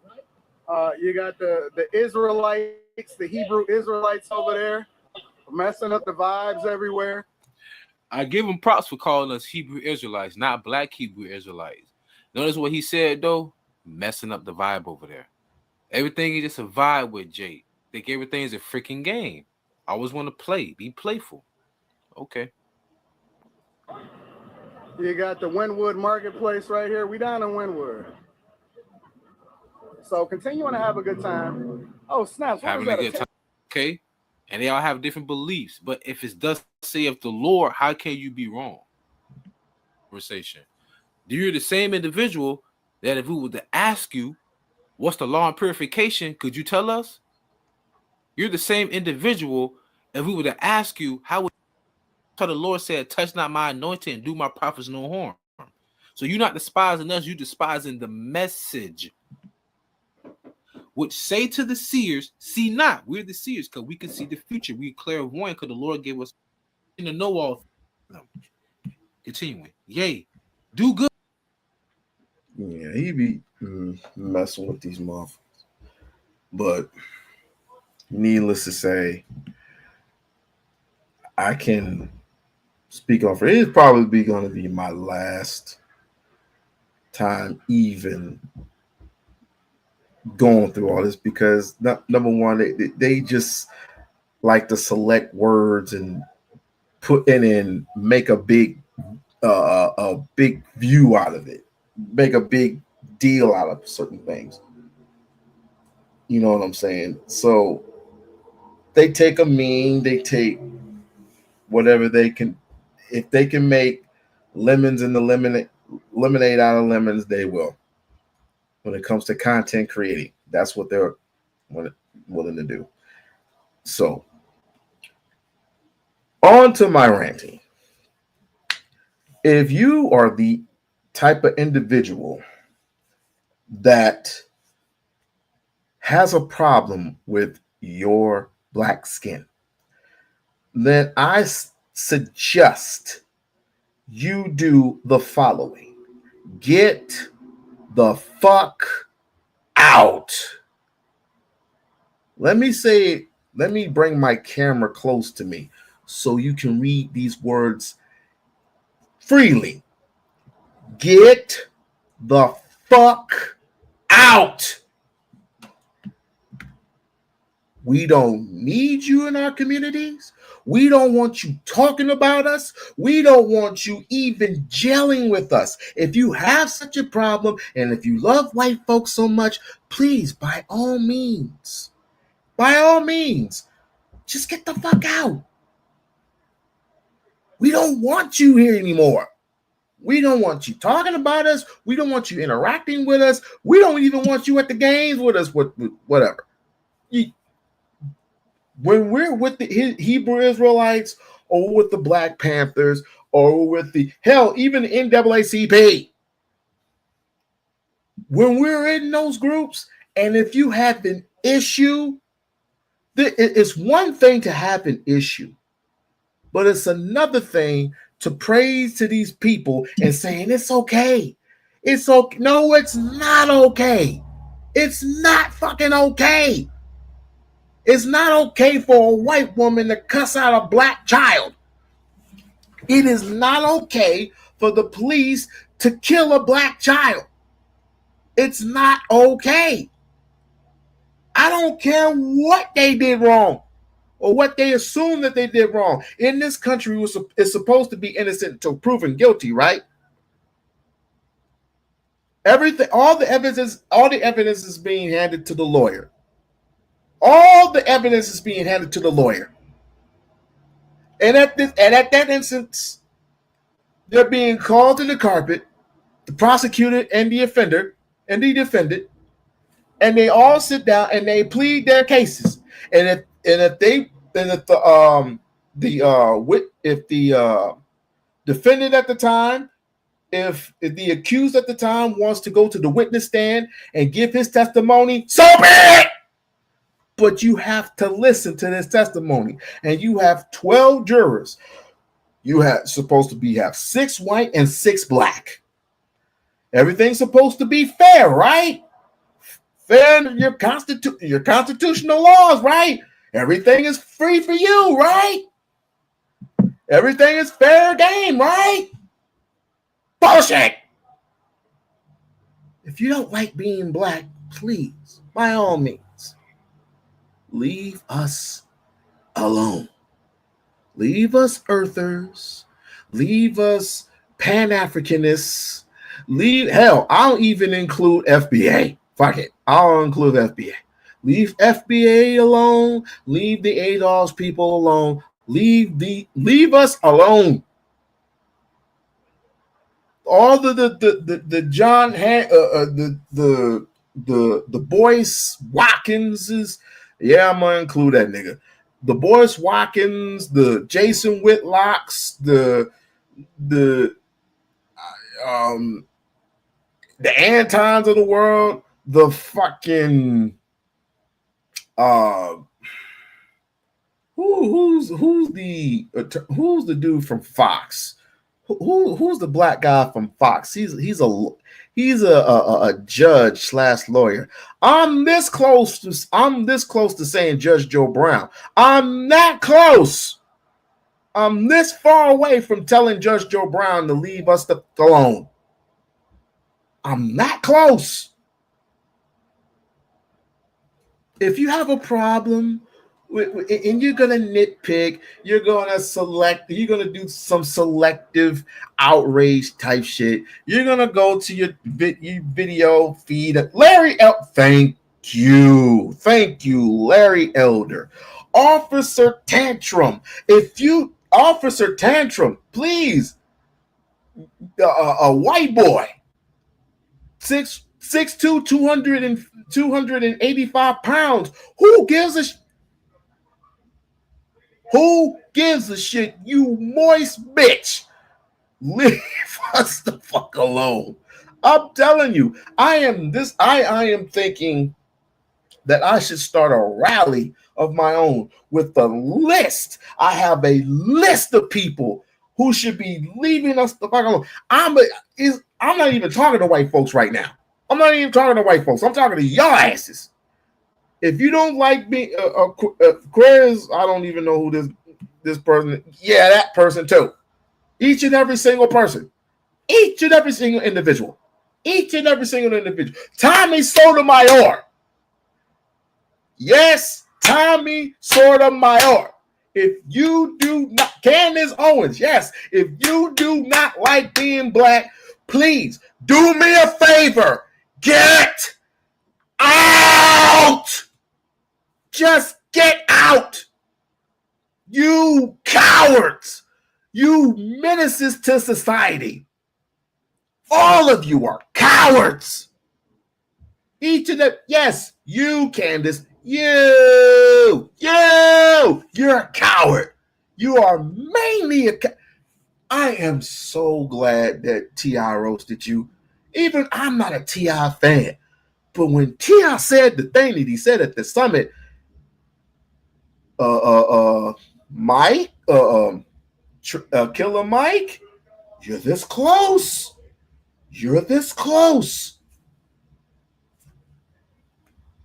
Did I leave anybody out? Did I leave anybody out? Yeah, let's see. Did I leave anybody out? Stephen A. Smith. Get out. You got 1 foot in, 1 foot out. Get out.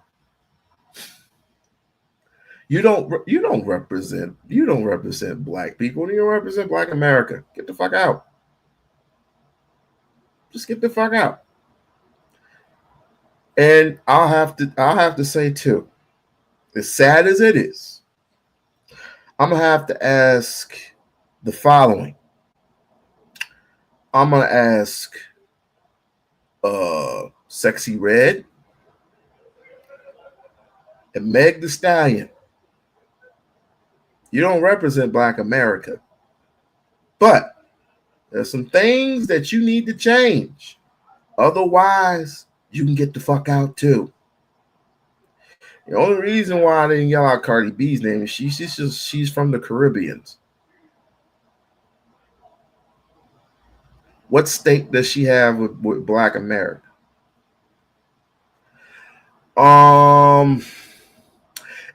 The brother, help me out, brothers.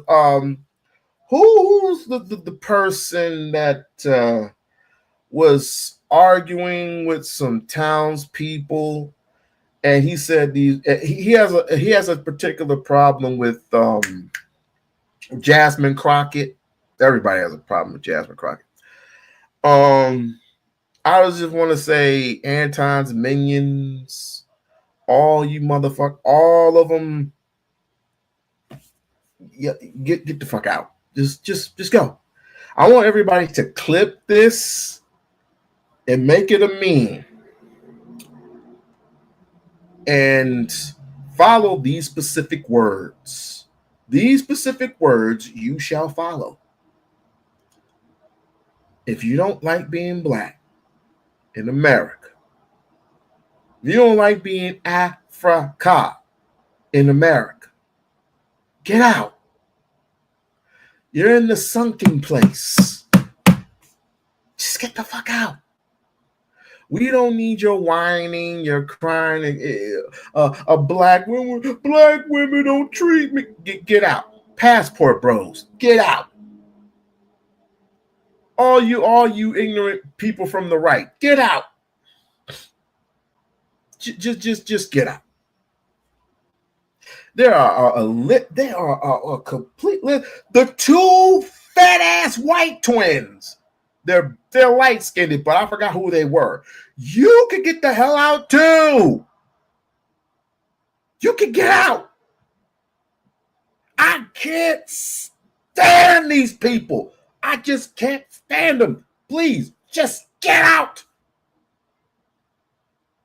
These black, I gonna get these black people. Look at them. Oh, look at them. They disrupting their community. Get out. Get out. All you bring is chaos. Chaos. Bruiser. Sorry, bro. Out. Will from the Peef. Out.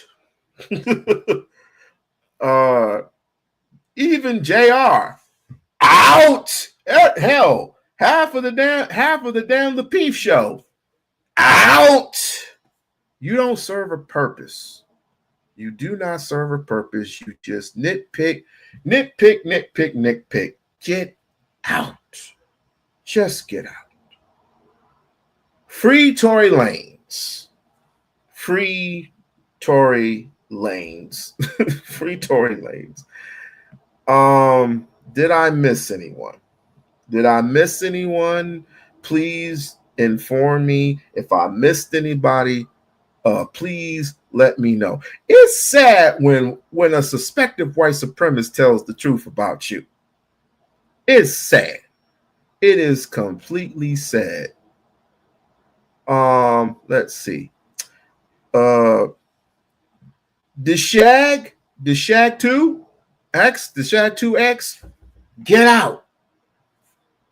You're not funny. You are really not funny. I'm just going down the list. I'm going down the list. Let's see. I'm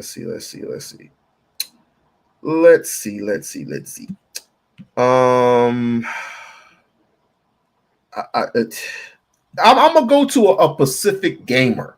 Okay, I'm gonna go to a Pacific gamer. His name. I want you to look up Low Tier God. Low Tier God. Low Tier. Good.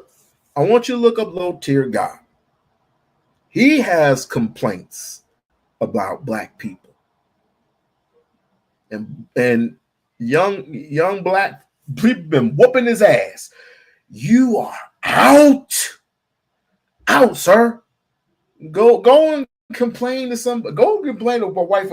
Why aren't you with a white woman? Why aren't you with a white girl, sir? Sir. The person who tried to set up Dr. Umar that one time. You get the fuck out. Just get out. Get the hell out and don't come back.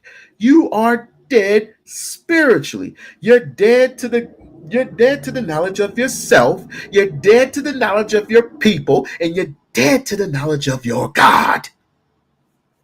Get out. Just get out. We do not want you anymore. Get out, man. You just taking up space. We will be fine. We'll be in our dashikis and we'll be in our hats and whatever. Whatever, man. Y'all some lames to me. Each and every single one of you motherfuckers. Y'all some lames to me. Bruh, if we had to go through this much shit for you to go on to Jason Whitlock's Fat Lock show, in America, and the cut in America, and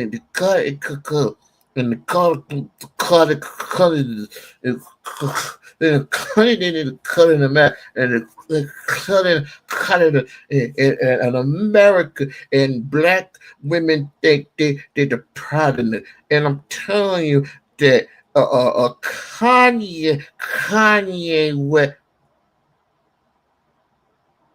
Get out. Shannon Sharp. Yep. Shannon Sharp. Get out. Just get out. That's almost low-life behavior. Almost. Chad Ochocinco. Get out. Chad Ochocinco. Get out. Just, yeah, that's only the Stephen A. Smith. Cut it. Master P got more sense than you. Master P got way more sense than you. Let me see if I can find these cornballs the person that made I don't want to go there. I don't want to go there in the movies or anything like that. The person the people who were making fun of the statue, the 12-foot statue, get out. Even this nigga.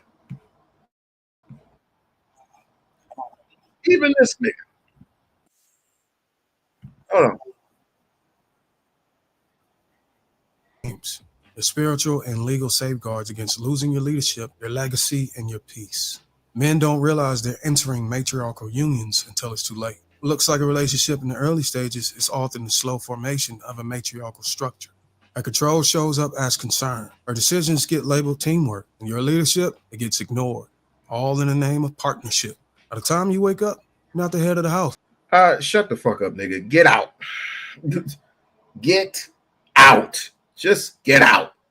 Get out. Get out. Get this. Don't let the hit you where the good Lord sprit you. All right. Keep kissing your commander's ass.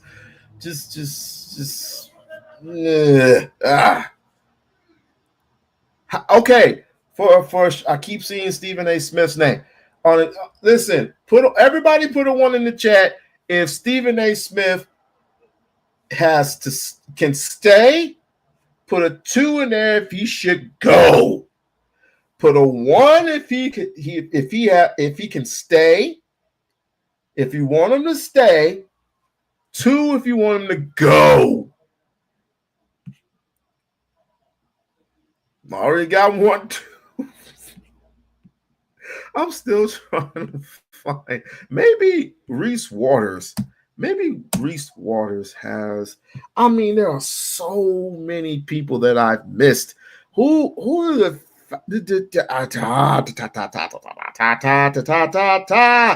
who are the people who I missed?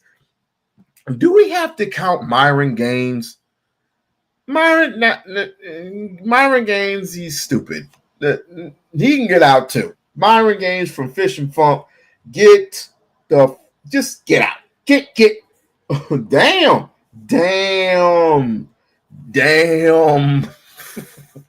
He said 2. Stephen A. out.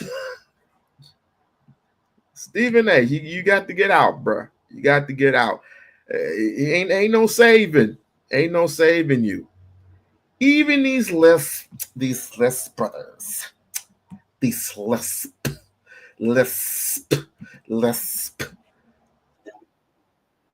Hold on a second.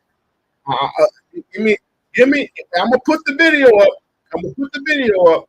And I want you to give me a 1 or a 2. Should he stay or should he go? Should he stay or should he go? To a little kid, you're this angry, you're this upset that you're going off on a kid, calling him a hard R. You need help, honestly. And I feel bad for the child that she's holding, because it's like you're not exhibiting a clear way of how to handle your emotions. Is it wrong that the girl was getting stolen from? Yes, and that's not okay. But it's also, personally, she has every right to say this and do this, but I'm not siding with her. I don't think it's right that she's out here just calling little 5-year-olds a hard R. Now, she did do something interesting, and she said, well, if he's acting like one, I'm gonna call him one. I haven't met the person, but what I do know is about 3, 4, 5 videos back, we talked about the difference between, a regular black person and then a hard R. We reacted to another black guy making that distinction, and how that's kind of like a known thing in the black community, like black people, and then there's hard R's, and anybody can be a hard R. Maybe that's what you're referring to. I don't know, but regardless, what Shiloh did was wrong, but I'm not going to say that Shiloh should be getting in trouble or should be facing death threats or this, that, and whatever. That's silly to me. It is. So after that video got posted, Shiloh ended up getting doxxed and a lot of hate mail, hate messages, family's info getting leaked, address getting leaked, the whole 9. So Shiloh went to Give, Send, Go to raise money for support and security. It's a little extra, but like I get it in the sense of like you have the freedom to raise money. So let's get okay. A new name comes to mind. The Angry Man. Should he stay or should he go? He's very zesty. Yes, I know. Angry man, should he stay or should he go? Angry man, should he stay or should he go? The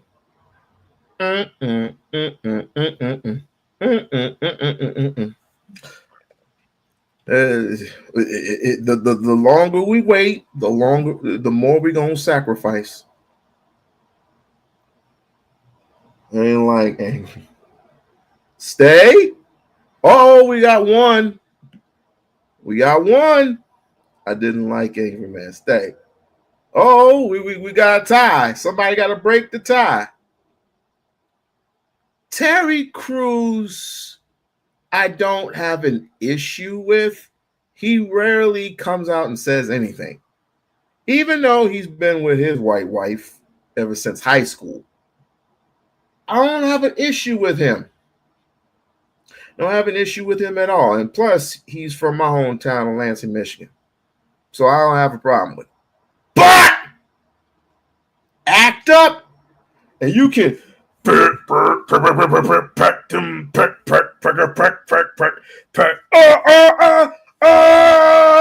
ass out. Say one wrong thing. Say one wrong thing. I'm trying to look for these two ugly ass twins. I'm trying to look for these twins.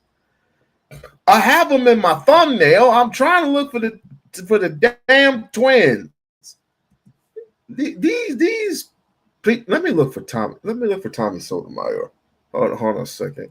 Maybe if I could find them, I could probably find them on Tommy Sotomayor shit. Hold on a second. Let me see. Boom!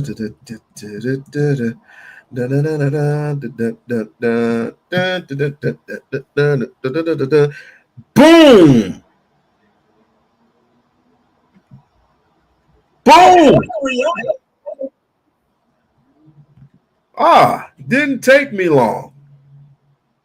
Tommy, he been gone. AM borderline, but he can stay. The Carter family. Carter family? Carter. Or the Carter family. Carter family. I had to look that up. Fam. I definitely had to look that up. Hey Lisa. We're just throwing some people out. That's what we're doing. I found the twins. And guess who they're with? Oh, tell me. I get kicked off OnlyFans. What kind of shit is that? You got kicked off of OnlyFans? Yeah. OnlyFans? How you get kicked off? These two knuckleheads. Yes. These two knuckleheads. Yes. Find in our Constitution so that a dishonorable man. Like, I cannot stand Whoopi Goldberg, her thoughts of shit. But even she tried to have a normal conversation with Miss Navarro. Mm-hmm. She said, well, at this point, the election's over. Mm-hmm. All we can do now is try to live life. Right. You know, you can't let it just bog you down. Yeah, she's trying, right? Right. Right. Yeah. Navarro says, no, let's see. We got Matthew Cox in the house, one of the biggest criminals of all time. I start my own company. I hire like 12 guys. Jason Lee Peterson. I think the FBI said. Jason Lee Peterson. Jason Lee Peterson. Stay or go? Who remembers Jason Lee Peterson? Who remembers Jason Lee Peterson? Oh, Whoopi got to go? I guess Whoopi got to go then. Whoopi got to go. But why did Whoopi gotta go? What did Whoopi do? What did Whoopi do?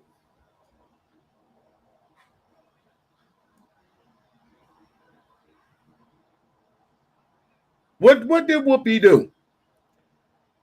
The Carter family just as bad as the... okay, now you got me interested. I don't remember the name. Don't worry. I'll show you. I will show you. In the house. Amazing.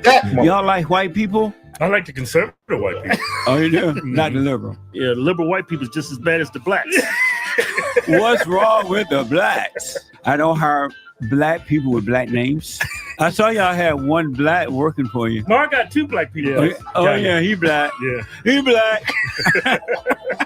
Black people think that white people are smarter than them. It wasn't that way when I was growing up. I grew up in Alabama on a plantation under the Jim Crow law. And black people used to be independent thinkers. They didn't have black leaders. They thought and did for themselves. Right. They bought land and just kind of did their own thing. Yeah, right. It wasn't until the civil rights movement came along, which was the worst thing that ever happened to the blacks. Because when I was growing up, most black people were Republicans. At 18, I started listening to Jesse Jackson, Louis Farrakhan, and all the crazy people. And they were telling me, the white man is against you because of your color. I fell for the lie. And so finally I realized that, okay, if I'm black and white man holding me back, why is it that he's not holding Jesse Jackson, his family back? And that's when I realized I had been lied to. White people are afraid of the blacks. You can't blame them, Jesse. I know, yeah. You can't They're blame so 'em. violent. You know what? So that's Jesse Lee Peterson. That's Jesse Lee Peterson. She doubled down on it. Blah, blah, blah, blah, blah, blah, blah. She doubled down on it. You got me interested, dude. What is the fuck? Okay. Is it the cartel family? The cartel family. Let me get. But anyway, these two bums. Yeah, these two bums got to go. These two zesty bums have definitely got to go. But now you got me curious on the, let's see. You got me real curious. Let me see was it the Cartier family? Okay, let me look that up. Oh my God. Yes, ladies and gentlemen, yes. Now I know who they are. Now I definitely know who they are. Let's see. No, that's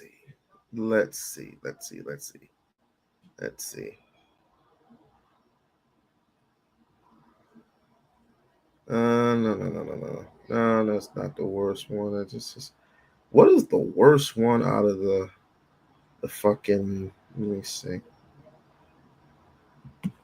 What? These four.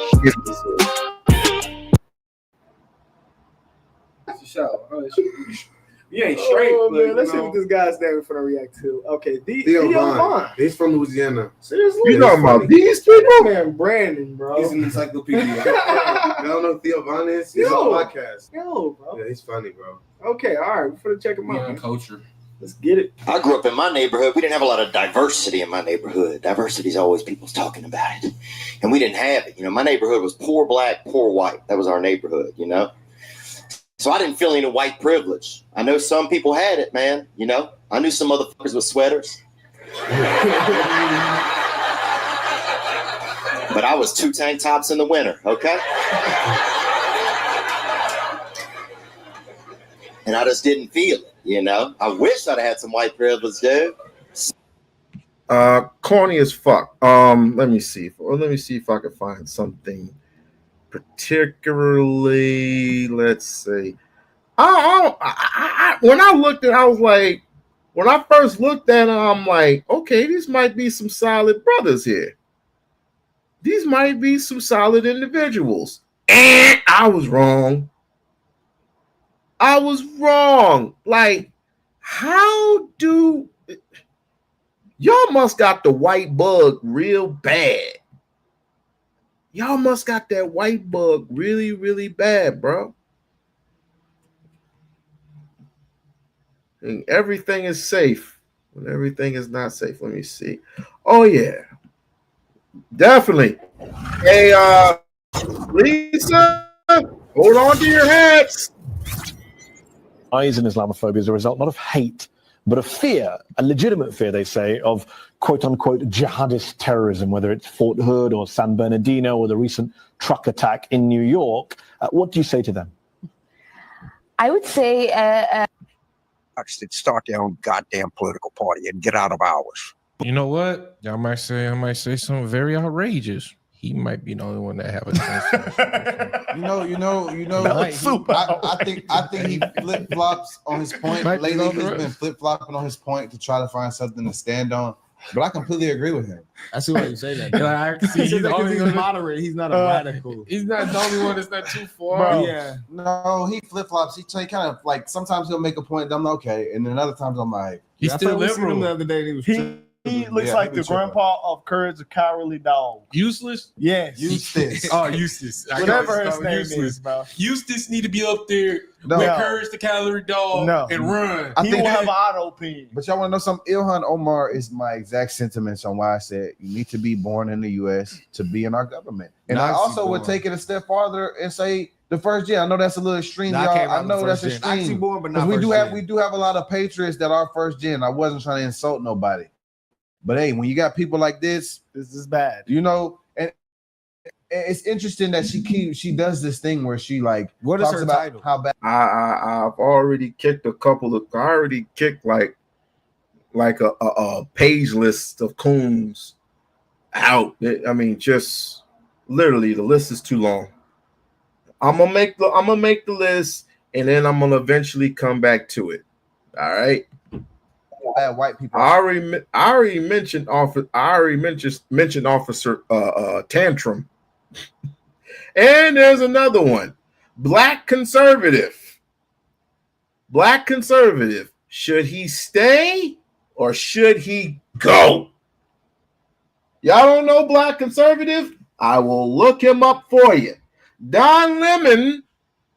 He's gone. He's gone. I don't need y'all vote. He's gone. He can stay in the closet with his white boyfriend or his wife. Wait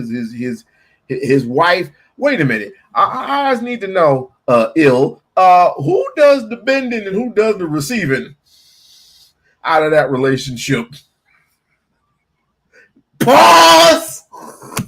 She's a senator, a congresswoman. No. She's a senator. She's a senator or a congresswoman. Is she? I thought she was a representative. No, she's a representative. Yeah, she's a representative. If you're a rep, you're a senator, aren't you? Yeah, she's a representative. She said she doesn't want to move to the House. Yeah, she's a rep. Yeah. Okay, you're right. Yeah, she's a rep in the 5th Congressional District of Congress. Yeah. Yeah, she's who are patriots, but if we're gonna stricten our government, like she's not first gen at all. She's not born. She's from Somalia. She's a freaking pirate. Okay, yeah, that's crazy. But did she come over here? Did she come over here with Obama? She came over here. Yes, from USAID. Why? Yes. She said if it wasn't for USAID, I wouldn't live here. Man, why they? Why? You know that ain't real. That fucked me up. I'm an extremist because I don't even like listening to her talk. Look, yeah. Clarence Thomas is obvious. It's quite obvious. Bye. If I be real, bro, you shouldn't be having this stuff on your head and well, that's part of her religion. I gotta keep it 100. I don't disagree. See, that's why I say, bro. Maybe I'm extreme. I don't think that's that extreme. But when you saying shit like that, and you make comments like this against the people that run our government, maybe if she was born in America, if she was born in America, you have freedom of religion. Yeah, no, I'm not trying to disrespect her religion, but I would probably be more accepting of her messages. Can y'all like share?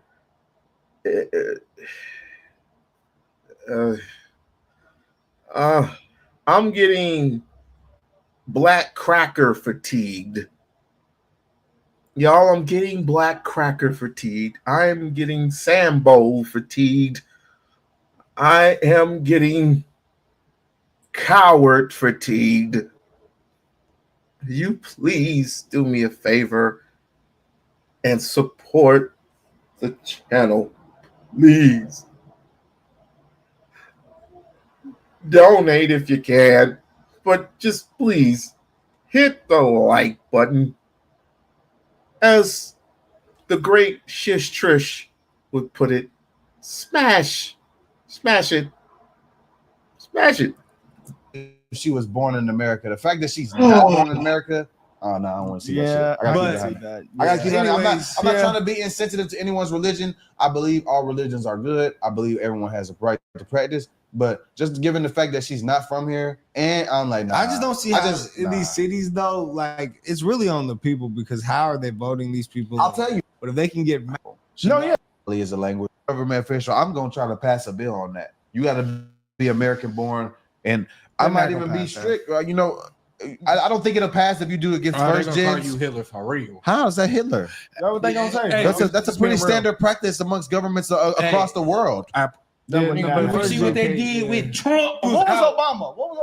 What you mean? He was born in Hawaii. He was born in Hawaii. His dad's a refugee from Kenya. Hussein. Yeah, he's a first gen. But they were trying to say he wasn't. They were trying to say he was born in actually. Yeah, Africa. they're trying to say he didn't have a real birth certificate, but allegedly, he was born in the Cayman Islands. You moose twits. And no, he wasn't from no fucking Chicago. Everybody, I'm sick and tired of people saying he's from Chicago. If he was from Chicago, don't you think Chicago would have been better by now? I don't think so. Some of the facts and data we have, he was born in Hawaii. I'm not gonna get into the he say, she say. The man was our president for 8 years, y'all. Yeah. Let's not sit here and within the party, within the primary system, will have about voting for a woman, because every time we voted for a woman, we've lost so far. And I think that that's a natural fear because we just want to win. So there's a lot of people that are like, you know what? Like, let's go find the safest white boy we can find. I mean, I'm just saying. Those are the callers that we're hearing. We're hearing people. No, for real. A white man's got to do something to those callers. For real. And to be clear, when we talk about them, I can tell you that there is one specific candidate. I had a donor on the phones with me telling me that all the donors are lining up behind that candidate. So I can tell, and I can tell you it's not a black person nor woman. Okay. So like it is, they have quote unquote, they have chosen. And when I say they, it's the same donors that most likely had their opinions about Joe Biden and move. So like that would be the they that I would talk about. Here's what I want people to understand is I do absolutely agree with Malcolm when he talks about not ceding your power. At the end of the day, don't give up your power. People fail to recognize how unique Trump is. They continue to say, well, we lost. Well, they both lost to Trump. Trump, who is a misogynist. Trump, who is going to ramp up the misogynist in the first place, because that's what he does. He is disrespectful. Like right now, he still doesn't know how to deal with me, because if you punch me, I'm punching back. Okay. So like, here's the deal. Now I know he think he running again, but that ain't happening. I don't care what all is going on in this country. And I don't care how many things we won't say. We are absolutely, I am telling y'all with all confidence, he is not running for a third term. That is not a thing. I gotta keep it 100, man. I gotta keep it 100, man. I don't think that this woman provides any benefit to the Democrat Party. I don't think that guy right there sitting next to her, the homosexual guy, I would never support a homosexual for president either. I wouldn't support a woman. I wouldn't support a homo. Hussein. Now, I didn't say this. I'm not gonna say it. But I would vote for a Jasmine Crockett if I can speak to her. Can Chris Rock go? Oh, fam. You got to give me an example why, bro. You got to give me an example.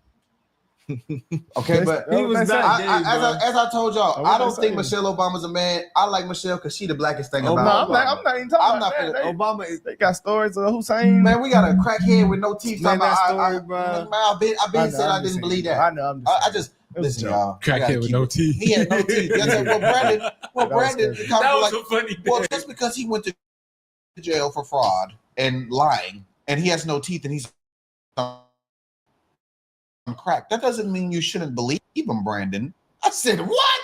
Doesn't want to believe anything I want to believe. Hey, I couldn't believe that dude, bro. All right, I I can't can't say say listen listen bro. to Watch this. me blow one. He gonna come out and say that about y'all, bro. I promise you.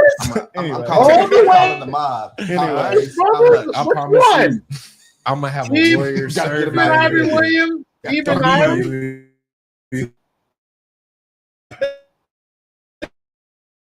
Out of here. Damon. They have a Sean, I just Sean, we just don't see how that provides any benefit to uniting America. I think it's more divisive than anything. It's 55%. Tim couldn't. The fact that y'all saying she was that up there with Trump. I'm It would sorry. probably be good, pretty good. Yes. It would be Mitt good. Romney Mitt Romney. and John McCain. Yeah. I don't know how good they were. Both hitters. Obama Both was an hitters. anomaly. You know what? Yeah. These hypocrites got to go. These hypocrite son bitches, they definitely have to go. DL Hughley out. I haven't forgotten. I haven't forgotten what the dumb things you said about. I mean, the dumb things you said about Umar were one thing. The kissing the ass is a whole entirely different issue. So yo punk and plus I would say Steve Harvey. Steve Harvey, I'm sorry. I love you, but you got to go. You got to go. You tried so hard in stealing Bernie Mac's career, basically. Even though you had a career of your own, you try to take things from Bernie Mac. Literally. I mean, you talented in one era of the spectrum. You ain't talented in anything else. I mean, you're funny some days. It's like, you just country. You just country bumpkin. Michael Jordan. Love the shoes, brother. I'll even go as far as some of the clothes that you put out. You got to go. You got to go. You had a beautiful wife and you cheated on her with gambling and white women. Still love the shoes though. Even though they're manufactured in China. You still got to go. I'll wear those shoes in the remembrance of you once you go out the door. Charles Barkley, bye. Shaq, bye. Kevin Garnett, you're this close. Who else? Who else am I missing? Who else am I missing?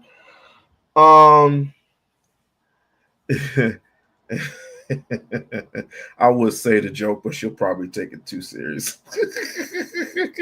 Let's see. Reese Waters. Don't worry. Reese Waters has something for me that will really debunk this whole Ryan Clark.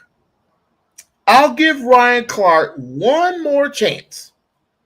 I will give him one more chance, and then after that, he's got to go.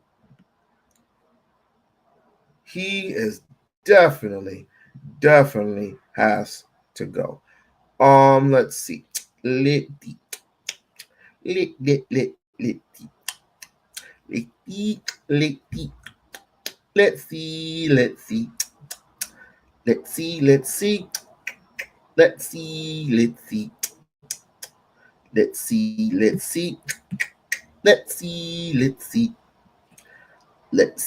see. Oh, I found him. I found him. I honestly can't believe there's guys like you in the Republican Party.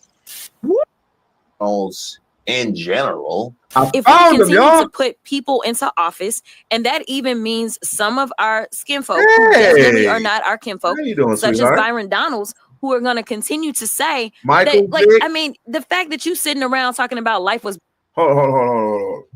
I will say this about Cam Newton. I met Cam Newton, cool brother.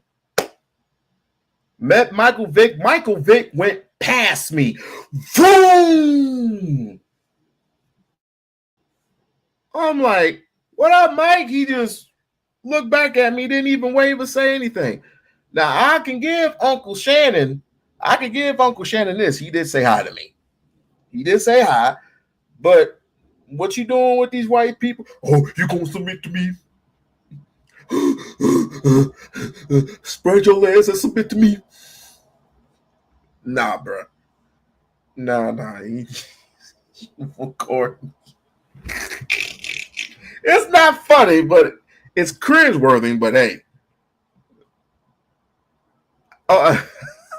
hey Lisa, if you weren't married to your husband, no, I can't do it. Hey Bridge, would you want a piece of Uncle Shannon? He's in great shape. He's in great shape. He's not in football shape, but he's in great shape. All right, let's continue. It's better under Jim Crow. Like, is this because you don't understand history? Or literally it's because you married a white woman and so you think that whitewashed you? I'm not really sure like what it is. But I need be married to a white woman under Jim correct. And it took Joy to call him out. But what I would love is for somebody to prosecute this case to him in person. But while we are here protesting, we had a congressman show up, and he is just standing there and he's counter protesting. I'm going to come to your district and register a lot of poor people. I'm in. Yeah, I'm definitely in. What we have here is a Tesla protest down in Florida, and I guess Byron, he just couldn't stay away. Hey everybody, we're here in Kissimmee, Florida, and it suddenly is loud for we are protesting, of course, the leadership that I am specifically protesting the tariffs that they're doing. But while we are here protesting, we had a congressman show up, and he is just standing there and he's counter protesting. They set up a sitting congressman is here anti-protesting us. This is nuts. How could a sitting congressman actually be protesting a protest? It doesn't make sense. Anyway, I'll tag him, by the way, in the comments. And he's also going to run for governor of Florida. So this is what you have. That okay. I had something important I had to do. You just said the name. Marquez, whatever. Wiley, yes. You definitely have to go. Definitely.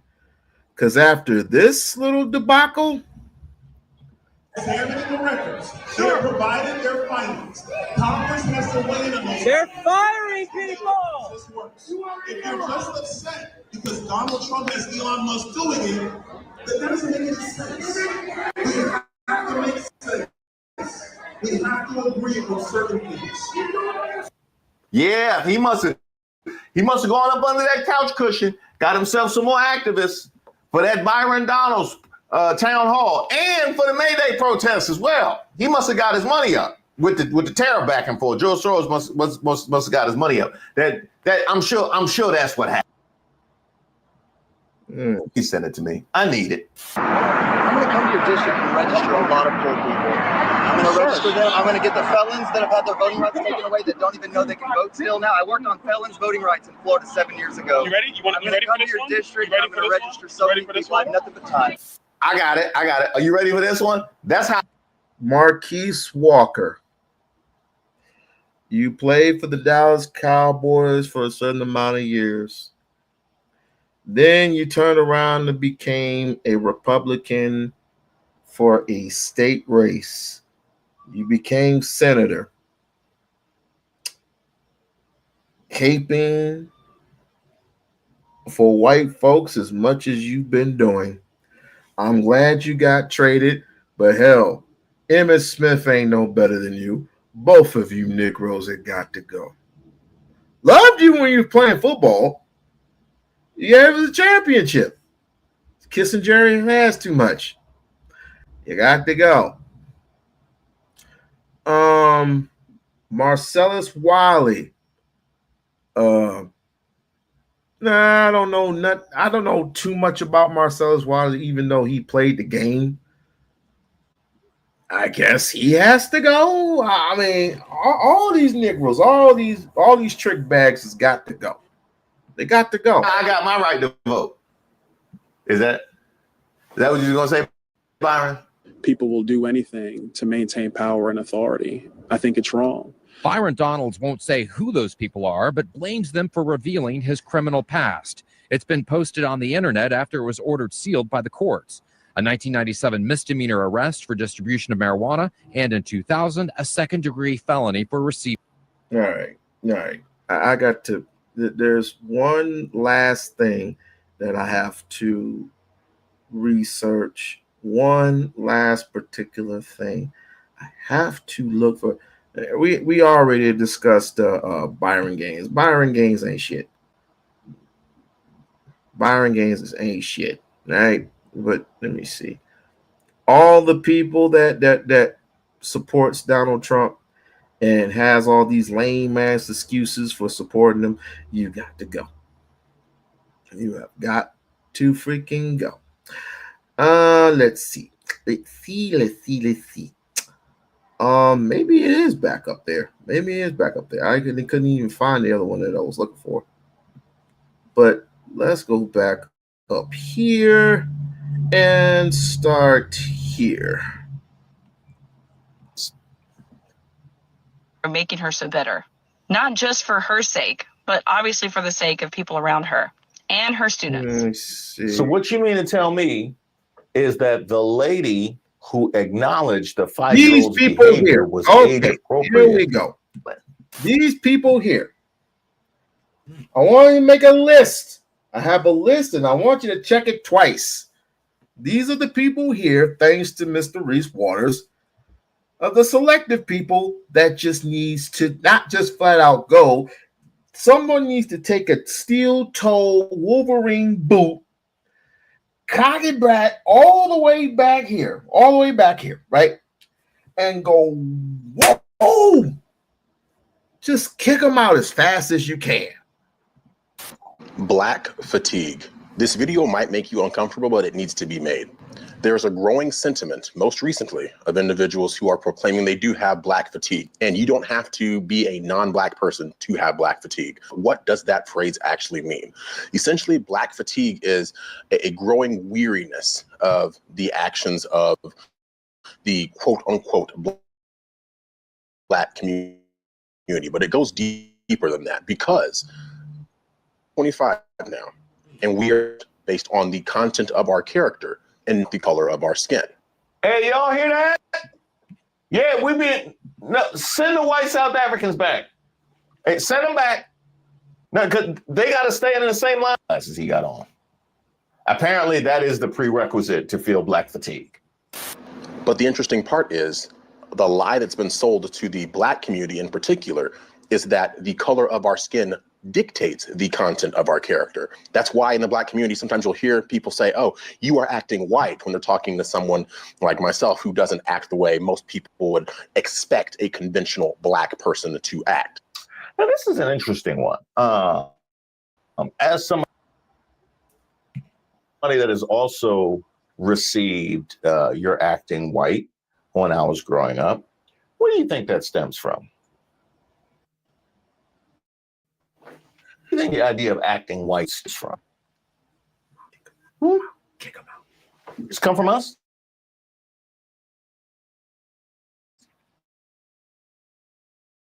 It don't matter. That white had a special path to proper society. We create the superiority.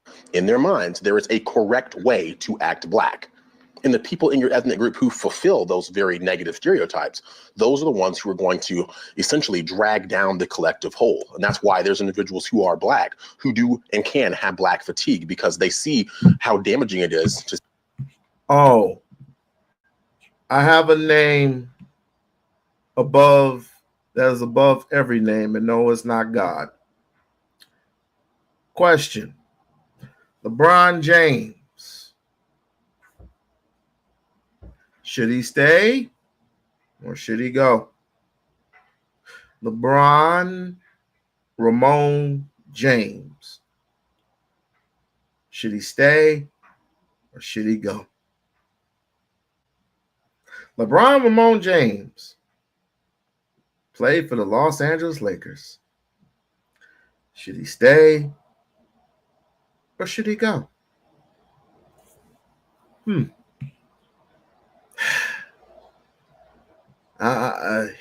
defending China the way that he did.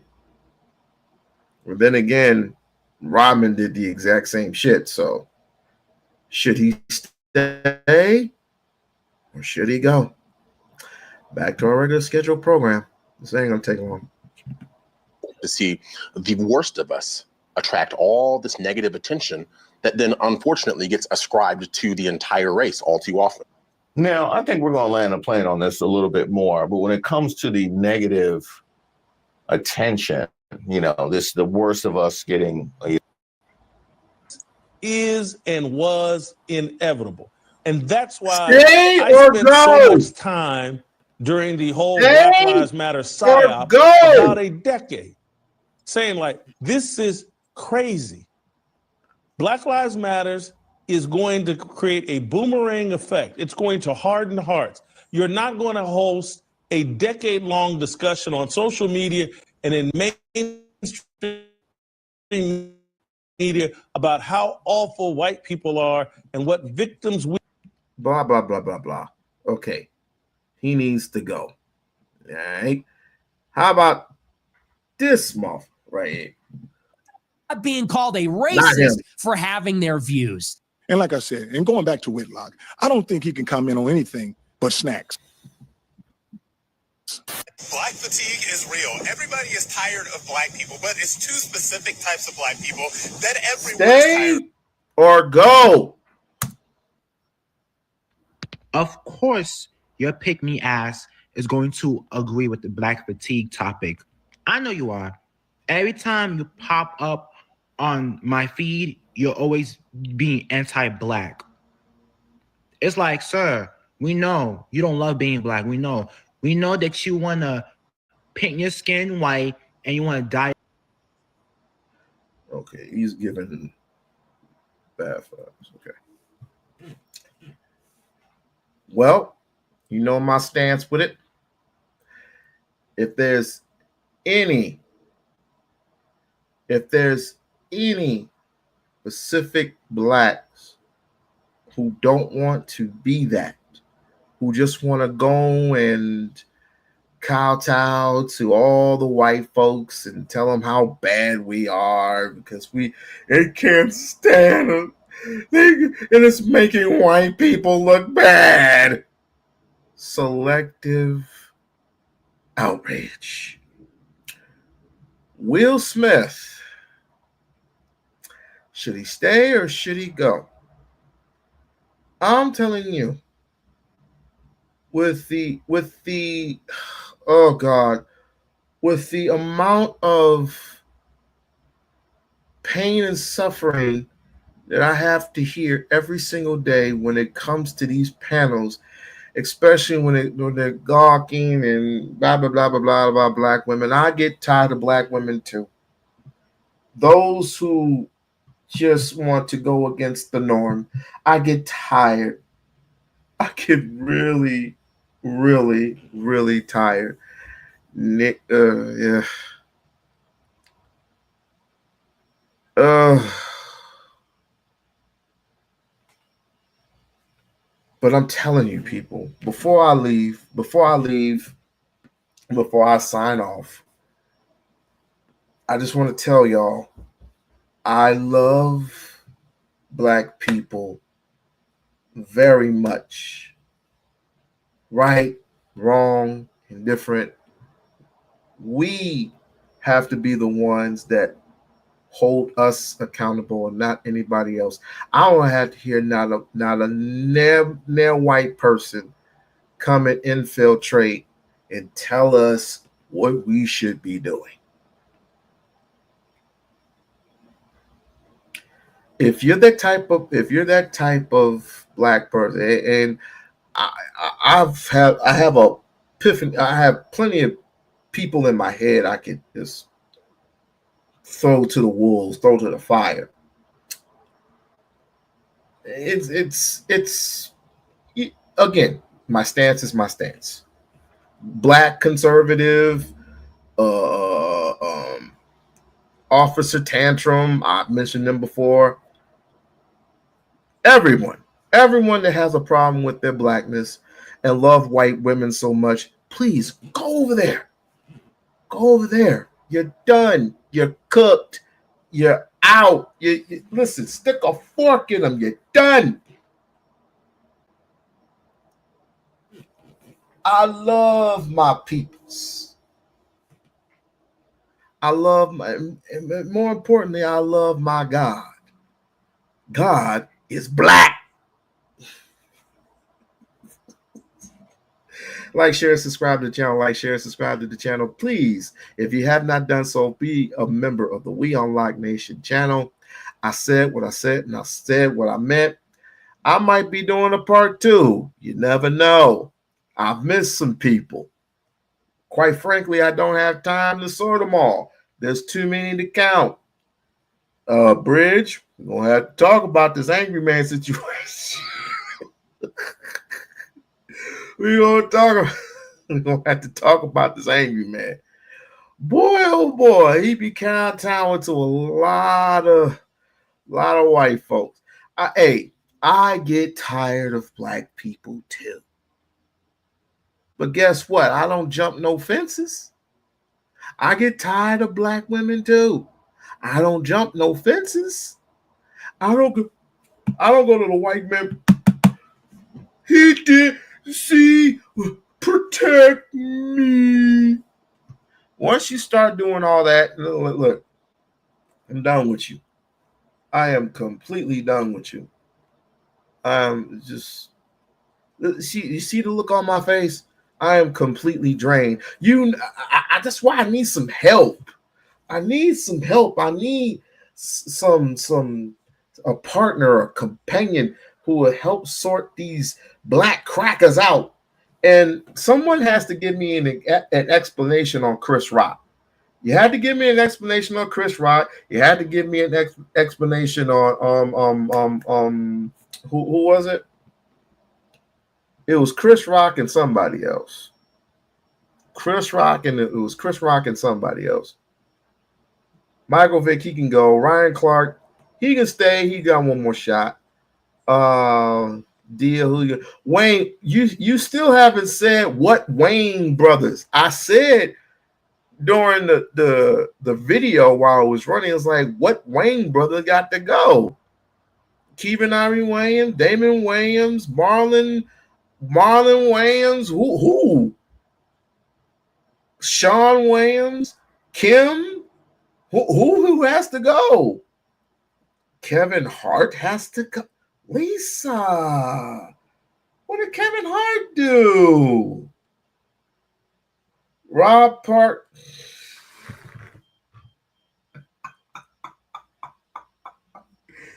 Yeah, he does have to go. Yeah.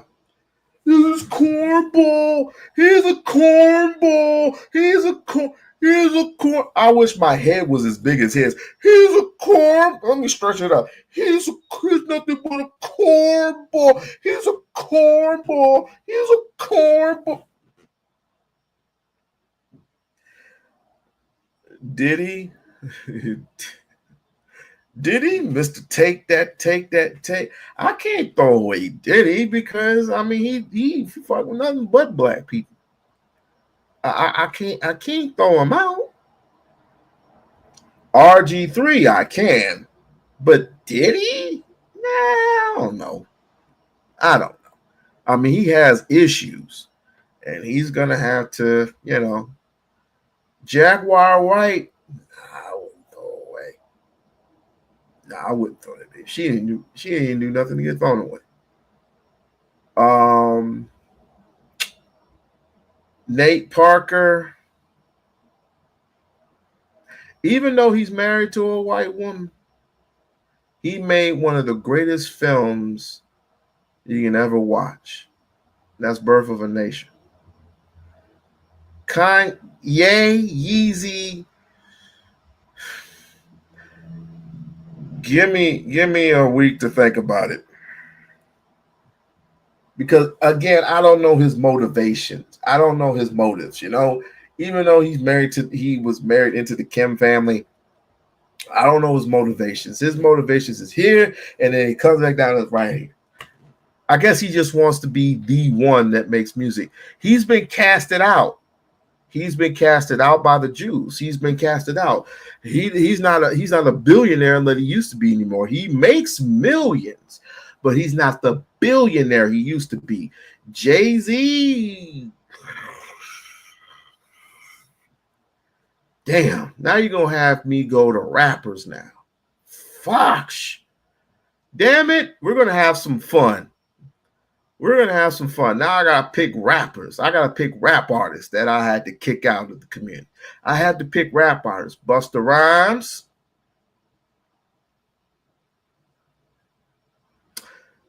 Any and everybody who's not from Detroit that says that Eminem's the best rapper in the world.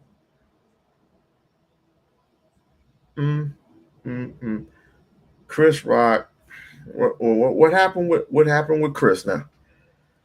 Chris Rock is a part of the reparations. He's anti-reparations. Let me see if I can interview him. I'm gonna try to interview him. I'm gonna try to get his attention. And if I can't, then screw it. He's got to go. He has to go. I like Chris, though. I like Chris, but if you gotta go, you gotta go. Morgan, I heard it.